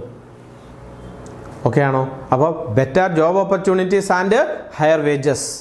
2 ബെറ്റർ ലിവിങ് കണ്ടീഷൻസ്. കൂടുതൽ കൂലി കിട്ടുമ്പോൾ, ശമ്പളം കിട്ടുമ്പോൾ അവൻ്റെ ജീവിത സാഹചര്യങ്ങൾ മെച്ചപ്പെടുകയാണ്. ഫ്ലാറ്റിൽ താമസമാക്കുന്നു, വൃത്തിയുള്ള റോഡ് സൈഡിലൊക്കെ താമസിക്കുന്നു. എല്ലാ സൗകര്യങ്ങളും അവിടെ, ഫെസിലിറ്റീസ് അവിടെ അവർ കമ്പനി പ്രൊവൈഡ് ചെയ്യുന്നു, അല്ലെ സർക്കാർ പ്രൊവൈഡ് ചെയ്യുന്ന ഇടം. അത് പട്ടണങ്ങളും നഗരങ്ങളും ആവാം. പിന്നെയോ പീസ് ആൻഡ് സ്റ്റെബിലിറ്റി, സമാധാനത്തോടെ കഴിയാൻ കഴിയുന്നു. സ്റ്റെബിലിറ്റി, സ്ഥിരതയുണ്ട്. ജനതയ്ക്ക് സുസ്ഥിരത, ഒരു സെക്യൂരിറ്റി ഫീൽ ചെയ്യുന്നുണ്ട് അവിടെ. സമാധാനമുള്ളിടത്തേ സന്തോഷമുണ്ടാകൂ. Peace is happiness. ശ്രദ്ധിച്ചോ മക്കളെ, ഹാപ്പിനെസ് ഈസ് പീസ്. സന്തോഷം എന്ന് പറയുന്നതാണ് സമാധാനം, സമാധാനം എന്ന് പറയുന്നതാണ് സന്തോഷം. ഇത് രണ്ടുമില്ല എങ്കിൽ തീർന്നു. സമാധാനമില്ലെങ്കിൽ സന്തോഷം ഉണ്ടാവില്ലടാ. ഒത്തിരി പൈസയുണ്ട്, പക്ഷെ അത് നമുക്കെന്താ, എല്ലാം മെച്ചപ്പെട്ട സാഹചര്യങ്ങൾ, ജീവിത സാഹചര്യങ്ങളുണ്ട്, അത് സന്തോഷത്തിന് കാരണമാകും. പക്ഷേ സമാധാനമില്ലെങ്കിലോ ആ സന്തോഷം കെട്ടുപോകും. ഓക്കെയാണോ മക്കളെ? അപ്പോൾ peace and stability, better education facilities, better medical facilities, better health facilities, പിന്നെ security of life and property. അവൻ്റെ ജീവനും സ്വത്തിനും സുരക്ഷിതത്വം പ്രൊവൈഡ് ചെയ്യാൻ അവിടുത്തെ ഭരണകൂടത്തിന് കഴിയുന്നുണ്ടെങ്കിൽ പിന്നെ പ്ലസന്റ് ക്ലൈമറ്റ്, സുഖശീതളമേയാർന്ന കാലാവസ്ഥ, അതികഠിനമായ ചൂട്, എക്സ്ട്രീം ഹോട്ട് ഓർ കോൾഡ് അവിടെ ഉണ്ടാവില്ല. അത് കഠിനമായ ചൂടോ തണുപ്പോ ഇല്ലാത്ത സാഹചര്യം. പിന്നെ സോഴ്സസ് ഓഫ് എൻ്റർടൈൻമെൻറ്റ്, അല്ലേ, വിനോദോപാധികൾ ധാരാളം അവിടെ ഉണ്ടാവും. അവൻ്റെ ജോലി സമയം കഴിഞ്ഞുള്ള സമയത്ത് വിനോദം, 8 മണിക്കൂർ ജോലി, 8 മണിക്കൂർ വിനോദം, അല്ലെ വിശ്രമം, 8 മണിക്കൂർ ഉറങ്ങുക, അല്ലേ, ഇങ്ങനെയായിരിക്കണം എന്നുള്ളത്. അപ്പോൾ അങ്ങനെ വിനോദത്തിനും വിശ്രമത്തിനുമുള്ള സാഹചര്യങ്ങൾ അവിടെ ഉണ്ടാകും. തിയേറ്ററുകൾ ഉണ്ടാകും, ഹോട്ടലുകളും അങ്ങനെ ഒരുപാട് റെസ്റ്റോറൻറ്റുകളൊക്കെ ധാരാളമുള്ള സ്ഥലങ്ങൾ. അപ്പോൾ അവിടെ ഒക്കെ അവർ പോയി. കാരണം അവൻ്റെ കയ്യിൽ പൈസയുണ്ട്, അവൻ്റെ ലിവിങ് കണ്ടീഷൻസ് ബെറ്ററായി, ഇമ്പ്രൂവ് ചെയ്തു. അപ്പോൾ ഇതിനെല്ലാം ആഗ്രഹിച്ചിട്ടാണ് യുവാക്കൾ ഇവിടെ നിന്ന് പോകുന്നതും. അത് എത്തിപ്പെടുന്ന സ്ഥലങ്ങളിൽ അതാണ് പുൾ ഫാക്ടേഴ്സ്. അവനെ അവിടേക്ക് ആകർഷിക്കുന്ന ഘടകങ്ങളാണ് ഈ പറഞ്ഞതൊക്കെ തന്നെ. എല്ലാം ബെറ്റർ ഫെസിലിറ്റീസ് ഉണ്ടാകും. ഓക്കെ ആണോ മക്കളെ? Push factors and pull factors. Okay ആണോ? അപ്പോൾ അത് കഴിഞ്ഞു. എന്താണത് പറഞ്ഞ്? Causes of migration. ഇനി വേറെ ചോദ്യം നോക്കാം.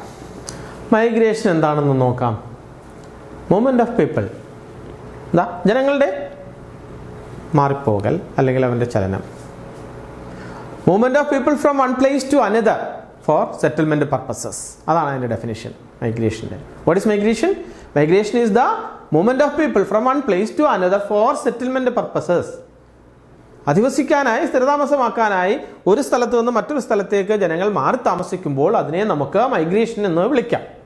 എന്താണ് migration? Movement of people from one place to another for settlement purposes. ആ രണ്ട് രീതിയിലുണ്ട് മൈഗ്രേഷൻ എന്ന് ഞാൻ പറഞ്ഞില്ലേ. ഇമിഗ്രേഷനും എമിഗ്രേഷനും. ഇങ്ങോട്ടേക്ക് വരുന്നവർ ഇമിഗ്രൻസ്, ഇമിഗ്രേഷൻ. ഇവിടോട്ടെല്ലാം ദൂരോട്ട് പോകുന്നവർ എമിഗ്രൻസ് ആണ്, എമിഗ്രേഷനാണ്. ഇങ്ങനെ രണ്ട് തരത്തിൽ മൈഗ്രേഷൻ ഉണ്ട്.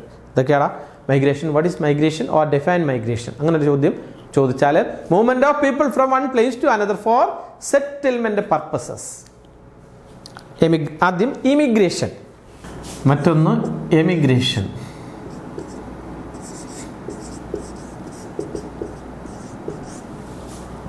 ഇമിഗ്രേഷനും എമിഗ്രേഷനും. എന്താണ് ഇമിഗ്രേഷൻ? ഇങ്ങോട്ടേക്ക് വരുന്ന migrants who move into a new place are called immigrants. എന്താ? ഒരു പുതിയ സ്ഥലത്തേക്ക് കുടിയേറി പാർക്കുന്നത് ആളുകൾ, വന്ന് താമസിക്കുന്നത് ഇമിഗ്രൻസ്. അവരാണ് വന്ന് താമസിക്കുന്നവർ എന്ന് പറയുന്നത്. ഇപ്പോൾ നോർത്ത് ഇന്ത്യയിൽ നിന്നും ബംഗാളിൽ നിന്നും ഒട്ടനവധി ആളുകൾ നമ്മുടെ നാട്ടിലെത്തി ഇവിടുത്തെ പണികൾ ചെയ്യുന്നു. നമ്മളെല്ലാവരും ജനറലി അവരെ വിളിക്കുന്നത് എന്താണ്? ബംഗാളികളെന്നാണ്. ബംഗാളികൾ മാത്രമല്ല, ബീഹാറികളുണ്ട്, ഒഡീഷക്കാരുണ്ട്, സിക്കിമുകാരുണ്ട്, ആസാമീസ് ഉണ്ട്, പലതരത്തിലുള്ള വടക്കിഴക്കൻ സംസ്ഥാനങ്ങളിൽ നിന്ന്, നോർത്ത് ഇന്ത്യയിൽ നിന്നൊക്കെ ഒട്ടനവധി ആളുകൾ നമ്മുടെ നാട്ടിലേക്ക് വന്ന് നമ്മുടെ വീടിൻ്റെ മുറ്റത്ത് കിടക്കുന്ന ഒരു കരിയില പോലും നമുക്കൊന്ന് കുനിഞ്ഞെടുത്ത് കളയാൻ വയ്യ, അതിനും ബംഗാളിയെ വിളിക്കും. ബംഗാളിൽ നിന്ന് ജനറലി വിളിക്കുന്ന മേശന്മാർ, മൈക്കാട് പണി, ഇതെല്ലാ പണിയും ഇപ്പോൾ അവർ ചെയ്യും. നാളികേരം ഇടാൻ ഒക്കെ ആയിട്ട് നമ്മുടെ നാട്ടിൽ ഇതെല്ലാം ആളുണ്ടായിരുന്നു പണ്ട്. പക്ഷെ അവരൊക്കെ ഇപ്പോൾ എവിടേക്ക് പോയി? മറ്റു രാജ്യങ്ങളിലേക്ക് പോയി. ഇവിടുത്തെ കൂലി പോരാഞ്ഞിട്ട് ബെറ്റർ ഫെസിലിറ്റീസ് സെർച്ച് ചെയ്ത് അവർ അന്യനാടുകളിലേക്ക് പോയപ്പോൾ, ഇവിടെ പണിക്ക് ആളില്ലാതെ വന്നപ്പോൾ അന്യനാട്ടിൽ നിന്നുള്ള ആളുകൾ ഇങ്ങോട്ടേക്ക് ഇമിഗ്രൻസായി വന്നു. കത്തിയോ മക്കളെ? എമിഗ്രൻസ്, നമ്മുടെ നാട്ടുകാർ emigrated to other countries, migrated to other countries, especially in Gulf countries. Gulf രാജ്യങ്ങളിലേക്ക്, യൂറോപ്യൻ രാജ്യങ്ങളിലേക്ക് നമ്മുടെ നാട്ടുകാർ പോയപ്പോൾ എന്തിനാ? ബെറ്റർ ഓപ്പർച്യൂണിറ്റീസ് തേടി അവർ പോയപ്പോൾ ഇവിടെ പണിക്ക് ആളില്ലാതെ വന്നപ്പോഴാണ് ആ തക്കം നോക്കി അവരുടെ ഗൾഫാണ്, നമ്മൾ ബംഗാളികളിൽ നിന്ന് വിളിക്കുന്നവരുടെ ഗൾഫാണ് കേരളം. ഇഷ്ടംപോലെ ആളുകൾ ഇവിടെ വന്ന് താമസിക്കുന്നുണ്ട്. അപ്പോൾ migration, movement of people from one place to another for settlement purposes. Okay ആയല്ലോ? രണ്ട് തരത്തിൽ. There are two types of migration. ഏതൊക്കെയാണ് മക്കളെ? Immigration and emigration. ഇമിഗ്രേഷൻ അല്ലേടാ പറഞ്ഞത്? Migrants who move into a new place are called immigrants. അപ്പോൾ എമിഗ്രേഷനോ? Migrants who move out of the place, ഒരു സ്ഥലത്തുനിന്ന് വെളിയിലേക്ക് പോകുന്നത്. Migrants who move out of a place are called emigrants. കത്തിയ ഇവിടെ നിന്ന് നമ്മുടെ ഗൾഫിലേക്ക് നമ്മുടെ ആളുകൾ പോയിട്ടുള്ളത് എമിഗ്രൻസ്, എമിഗ്രേഷനാണ്. ബംഗാളികൾ നമ്മുടെ നാട്ടിലേക്ക് വന്ന് താമസിച്ച് ഇവിടെ ജോലി ചെയ്ത് നമ്മുടെ പണം അങ്ങോട്ടേക്ക് ഒഴുക്കുന്നു, അത് ഇമിഗ്രൻസ്, ഇമിഗ്രേഷനുമാണ്. നമ്മൾ ഗൾഫിൽ പോകുമ്പോൾ, ഫ്ലൈറ്റിന് പോകുമ്പോൾ എയർപോർട്ടിൽ ഈ നടപടികളുണ്ട്. നമ്മൾ ഇവിടുന്ന് വിദേശത്തേക്ക് ഗൾഫിലേക്ക് പോകുമ്പോൾ ഇമിഗ്രേഷൻ നടപടിക്രമങ്ങളാണ്. പാസ്പോർട്ടൊക്കെ കൊടുത്തിട്ട് ടിക്കറ്റും ഒക്കെ കാണിച്ച് നമ്മളത് ക്ലിയർ ചെയ്യുന്നു, ഇമിഗ്രേഷൻ. തിരിച്ചിങ്ങോട്ട് വരുമ്പോൾ ഇവിടെ വന്നിറങ്ങുമ്പോൾ എയർപോർട്ടിൽ എമിഗ്രേഷൻ നടപടികളാണ്. ഓക്കെയാണോ മക്കളെ? ഇതാണ് മൈഗ്രേഷനുമായി ബന്ധപ്പെട്ടത്. വേറൊരു ചോദ്യം ഉണ്ടല്ലോ, അത് നോക്കിയാൽ നീ 3 കമ്പോണൻസ് ഓഫ് പോപ്പുലേഷൻ ചേഞ്ച്. നമ്മൾ പോപ്പുലേഷൻ ഒത്തിരി ചോദ്യോത്തരങ്ങൾ പറഞ്ഞില്ലേ? ഇതൊക്കെയാണ് 3 ഘടകങ്ങൾ. ഏതൊക്കെയാണ് പോപ്പുലേഷൻ ചേഞ്ചിൻ്റെ, ജനസംഖ്യാ മാറ്റത്തിൻ്റെ? അത് ബർത്ത്, ഡെത്ത് ആൻഡ് മൈഗ്രേഷൻ. ഇപ്പം പറഞ്ഞ migration, birth, death and migration. Birth ജനനമാണെന്നറിയാം, ഡെത്ത് മരണമാണെന്നറിയാം, മറ്റൊന്ന് കുടിയേറ്റം. അപ്പോൾ ജനനം കൂടുമ്പോൾ അവിടെ ജനസംഖ്യ കൂടും, മരണനിരക്ക് കുറഞ്ഞാലും ജനസംഖ്യ കൂടും. മൈഗ്രേഷൻ കൂടുതൽ, അതായത് ഇമിഗ്രേഷൻ കൂടുതലുണ്ടായാലും ഇവിടെയുള്ള ജനസംഖ്യ കൂടും. ഇങ്ങനെ പല ഘടകങ്ങളാണ്. There are 3 components of population change: birth, death and migration. നോക്കിയേ, ഒന്നാമത്തേത് ക്രൂഡ് ബർത്ത് റേറ്റ് എന്ന് കേട്ടിട്ടുണ്ടോ? ബർത്ത് റേറ്റ് നമ്മുടെ ജനന നിരക്ക്, CBR, is expressed as number of live birth in A year per 1000 of population. ഇതാണ് ക്രൂഡ് ബർത്ത് റേറ്റ് എന്ന് പറഞ്ഞാൽ. അതിൻ്റെ ഡെഫിനിഷനാണ് പറഞ്ഞത്. ജനന നിരക്ക്, അതായത് ഒരു പ്രദേശത്ത് അധിവസിക്കുന്ന ജനങ്ങളുടെ 1000 ജനങ്ങളിൽ എത്ര പുതിയ ജനനങ്ങൾ നടക്കുന്നു. ഇപ്പോൾ 1000 പേര് താമസിക്കുന്നിടത്ത് പുതിയതായി എത്ര കുഞ്ഞുങ്ങൾ ജനിക്കുന്നു എന്നുള്ളതാണ് ലൈവ് ബർത്ത്. ജനത്തോടെ ചില കുഞ്ഞുങ്ങൾ മരിച്ചു പോകാം, അതല്ല ലൈവ് ബർത്ത്. അവർ ജനനത്തോടെ മരിച്ചു പോയാൽ, ആ ന്യൂ ബോൺ ബേബി മരിച്ചു പോയാൽ അത് കണക്കാക്കത്തില്ല. 1000 പേർക്കിടയിൽ എത്ര ലൈവ് ബർത്ത് നടക്കുന്നു. Birth rate, crude birth rate is expressed as number of live birth in A year per 1000 of population. ഒരു വർഷത്തിൽ ഒരു പ്രദേശത്ത് താമസിക്കുന്ന 1000 ജനങ്ങളുടെ ഇടയിൽ എത്ര ലൈവ് ബർത്ത് നടക്കുന്നുണ്ട് എന്നുള്ളതാണ് ക്രൂഡ് ബർത്ത് റേറ്റ്. അപ്പോൾ ഡെത്ത് റേറ്റോ? Crude death rate is expressed as in terms of number of deaths in a particular year. In a year, ഒരു വർഷം എന്ന് പറയാം, per 1000 of population.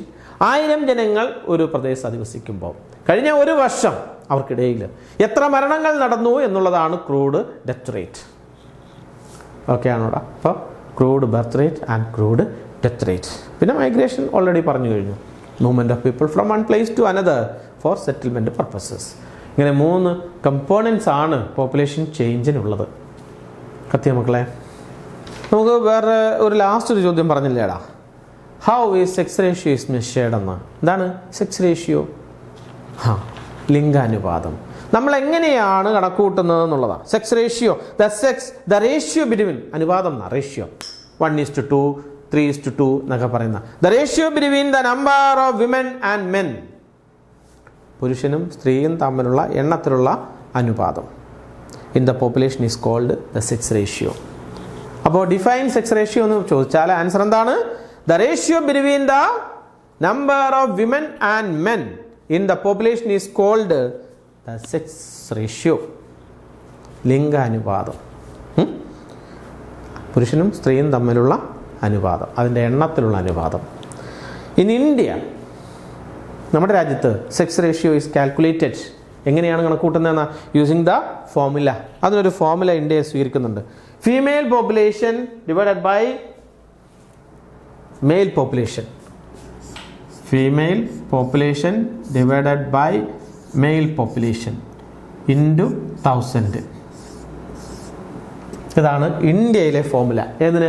Sex ratio measure ചെയ്യുന്ന, calculate ചെയ്യുന്ന ഇന്ത്യൻ ഫോർമുലയാണിത്.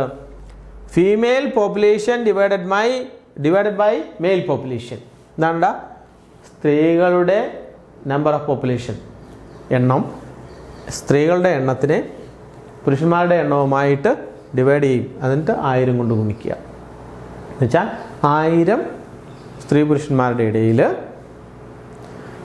1000 പുരുഷന് എത്ര സ്ത്രീകൾ എന്നുള്ളതാണ് നമ്മുടെ രാജ്യത്ത് കണക്കൂട്ടുന്നത്.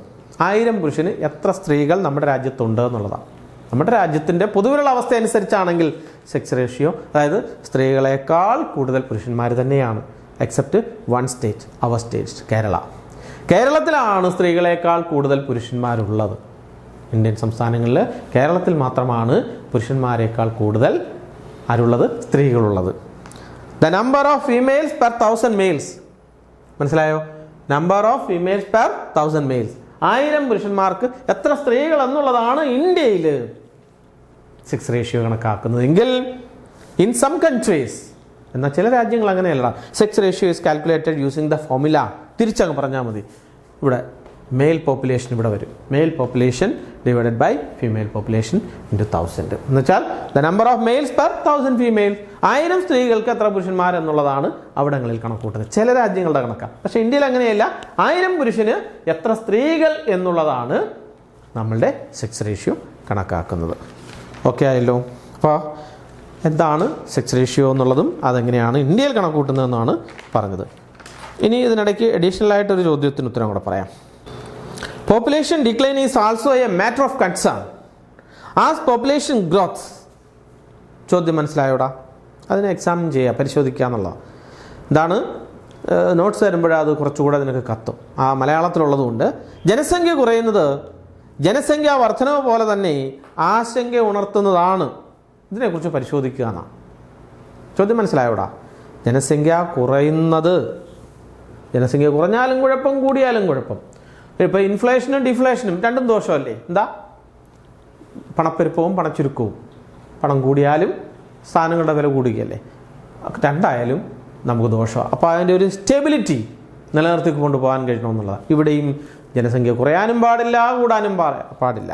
അപ്പോൾ അത് രണ്ടും കുഴപ്പമാണ്. ജനസംഖ്യ കുറയുന്നത് പോലെ തന്നെ ജനസംഖ്യ വർധനവ് പോലെ തന്നെ ആശങ്ക ഉണർത്തുന്നതാണെന്ന് ഉള്ള കാര്യം പരിശോധിക്കാം. ചോദ്യം: population decline is also a matter of concern as population growths. അതിൻ്റെ ആൻസർ എന്താ? The decline in the population is a matter of concern. തീർച്ചയായിട്ടും the decline in the population, എന്താ ജനസംഖ്യയിൽ ഉണ്ടാകുന്ന ഇടിവ്, കുറവ്, is a matter of concern. അത് പരിഗണന അർഹിക്കുന്ന അല്ലെങ്കിൽ അത് ആശങ്ക ഉണർത്തുന്ന കാര്യം തന്നെയാണ്. It shows the weakening of resources. അത് എന്തിനെയാണ് കാണിക്കുന്നത്? വിഭവങ്ങളുടെ ശോഷണത്തെയാണ് കാണിക്കുന്നത്. It shows the weakening of resources. നമ്മളുടെ വിഭവങ്ങൾ, നേച്ചർ റിസോഴ്സസ് അടക്കമുള്ള ഹ്യൂമൻ റിസോഴ്സസ്, ഇതെല്ലാത്തിൻ്റെ ഇടിവിനെയാണ് കാണിക്കുന്നത്. ഇറ്റ് മേക്സ് ക്ലിയർ ദാറ്റ്, ഇതിലൂടെ നമുക്ക് എന്താ വ്യക്തമാവുന്നത്? The natural resources which could feed a large population are not capable of feeding it. എന്താ? നമ്മുടെ പ്രകൃതി വിഭവങ്ങളുണ്ടല്ലോ, ഇറ്റ് മേക്സ് ക്ലിയർ ദാറ്റ്, ഇതിലൂടെ നമുക്ക് വ്യക്തമാക്കുന്നത് എന്താ? ദ നാച്ചുറൽ റിസോഴ്സസ്, നമ്മുടെ പ്രകൃതി വിഭവങ്ങൾ, വിച്ച് കുഡ് ഫീഡ്, ഉള്ള പരിമിതമായ പ്രകൃതി വിഭവങ്ങൾ, a large population are not capable of feeding it. വലിയ ജനസംഖ്യയ്ക്ക് കുറച്ച് മാത്രമുള്ള വിഭവങ്ങൾ അവരെ തീറ്റിപ്പോറ്റാൻ പര്യാപ്തമാവുകയില്ല. ഗാന്ധിജി ഒരിക്കൽ പറഞ്ഞിട്ടുണ്ടാ, എന്ത്? നമ്മുടെ ആവശ്യങ്ങൾക്കുള്ളത് നമ്മുടെ പ്രകൃതി നമുക്ക് നൽകുന്നുണ്ട് എന്ന്, ആർത്തിക്കുള്ളതില്ല എന്ന്. മനുഷ്യനെന്ന് ആർത്തിയല്ലേ? പരിമിതമായ അളവിൽ ലഭ്യമാവുന്ന പ്രകൃതി വിഭവങ്ങളെ അമിതമായി ചൂഷണം ചെയ്യുക, എക്സസീവ് എക്സ്പ്ലോയിറ്റേഷന് വിധേയമാക്കുന്നു, അവയെ നശിപ്പിക്കുന്നു. അപ്പോൾ അതാണ് പറഞ്ഞത്, the decline in the population is A matter of concern. ഉറപ്പായിട്ടും ജനസംഖ്യയിൽ ഉണ്ടാകുന്ന ഇടിവ് എന്തിനു കാരണമാകും? അത് ആശങ്ക ഉണർത്തുന്നതിന് കാരണമാകും. ഇറ്റ് ഷോസ്, അതെന്തിനെ കാണിക്കുന്നത്? ദ വീക്കനിങ് ഓഫ് റിസോഴ്സസ്, നമ്മളുടെ വിഭവങ്ങളെ ശോഷിപ്പിക്കുന്നതിന് കാരണമാകുന്നു. ഇറ്റ് മേക്സ് ക്ലിയർ ദാറ്റ്, ഇതിലൂടെ നമുക്ക് വ്യക്തമാക്കാൻ കഴിയും, ദ നാച്ചുറൽ റിസോഴ്സസ്, നമ്മുടെ പ്രകൃതി വിഭവങ്ങൾ, which could feed a large population, വലിയൊരു ജനസംഖ്യയ്ക്ക് കുറച്ച് മാത്രമുള്ള പ്രകൃതി വിഭവങ്ങളെ തീറ്റിപ്പോറ്റേണ്ടതായി വരും, are not capable of feeding it. അത് അവരെ തീറ്റിപ്പോറ്റാൻ മാത്രമുള്ളത് പര്യാപ്തമായ അളവിൽ ഉണ്ടാവില്ല എന്ന് തന്നെയാണ്. അതാണ് അതിൻ്റെ ആ ചോദ്യത്തിന് ഉത്തരം. ചോദിച്ചിട്ടുണ്ട് അത്തരം ഒരു ചോദ്യം. എന്താണ് ചോദ്യം എന്നോടെ പറയാം. Population decline is also a matter of concern as population growth. ജനസംഖ്യ വളർച്ച പോലെ തന്നെ ആശങ്ക ഉണർത്തുന്നതാണ് പോപ്പുലേഷൻ ഡിക്ലൈനും എക്സാമിൻ. അതാണ് 2 മാർക്കിൻ്റെ ഒരു ചോദ്യമായിട്ട് ചോദിച്ചിട്ടുണ്ട്. അപ്പോൾ അതുകൂടെ നോക്കിക്കൊള്ളാം. അപ്പോൾ നമ്മൾ പ്രധാനപ്പെട്ട കുറേയേറെ ചോദ്യത്തിന് ഉത്തരങ്ങൾ നമ്മൾ ഡിസ്കസ് ചെയ്തു. മക്കളെ അത് അത്രയും അങ്ങ് പഠിക്കാൻ ശ്രമിച്ചു. ഇതിനകത്തു നിന്നൊക്കെ തന്നെ 1 വേർഡ് ആൻസർ ടൈപ്പ് ക്വസ്റ്റ്യൻസും 2 മാർക്സ് 3 മാർക്സ് 8 മാർക്സ് വരെയുള്ള ചോദ്യത്തിന് ഉത്തരങ്ങൾ ചിലതൊക്കെ നമ്മൾ എക്സ്പ്ലെയിൻ ചെയ്ത് കഴിഞ്ഞു, റെഫർ ചെയ്ത് വർക്കൗട്ട് ചെയ്തു. അതൊക്കെ ഒന്ന് പഠിക്കാനായിട്ട് ശ്രമിച്ചു നോക്ക്. ഉറപ്പായിട്ടും നിനക്ക് ടെൻഷൻ അടിക്കേണ്ട ഒരു കാര്യവും വരത്തില്ല. നിനക്ക് ആൻസർ ചെയ്യാൻ കഴിയും, ഫുൾ മാർക്കും മേടിക്കാൻ കഴിയും. ഇത് ഭംഗിയായിട്ട് അങ്ങ് പഠിച്ചോ. എന്നിട്ട് എന്ത് ചെയ്യണം? ഞാൻ പറഞ്ഞല്ലോ, ഓരോ ചോദ്യം വായിച്ചിട്ട് നീ സ്വയം ഒന്ന് ആൻസർ താഴെ ഒന്ന് കമൻറ്റ് ചെയ്ത് നോക്കണം, അല്ലേ? ഒന്ന് എഴുതി നോക്കണം. നോക്കുമ്പോൾ അത് മിസ്റ്റേക്ക് വന്നത് മാത്രം ഒന്ന് ക്ലിയർ ചെയ്ത് പോവുക. ഉറപ്പായിട്ടും നല്ല മാർക്ക് മേടിച്ച് പാസ്സാവാനായിട്ട് കഴിയട്ടെ എന്ന് പ്രാർത്ഥിക്കുന്നു. ഓക്കേടാ.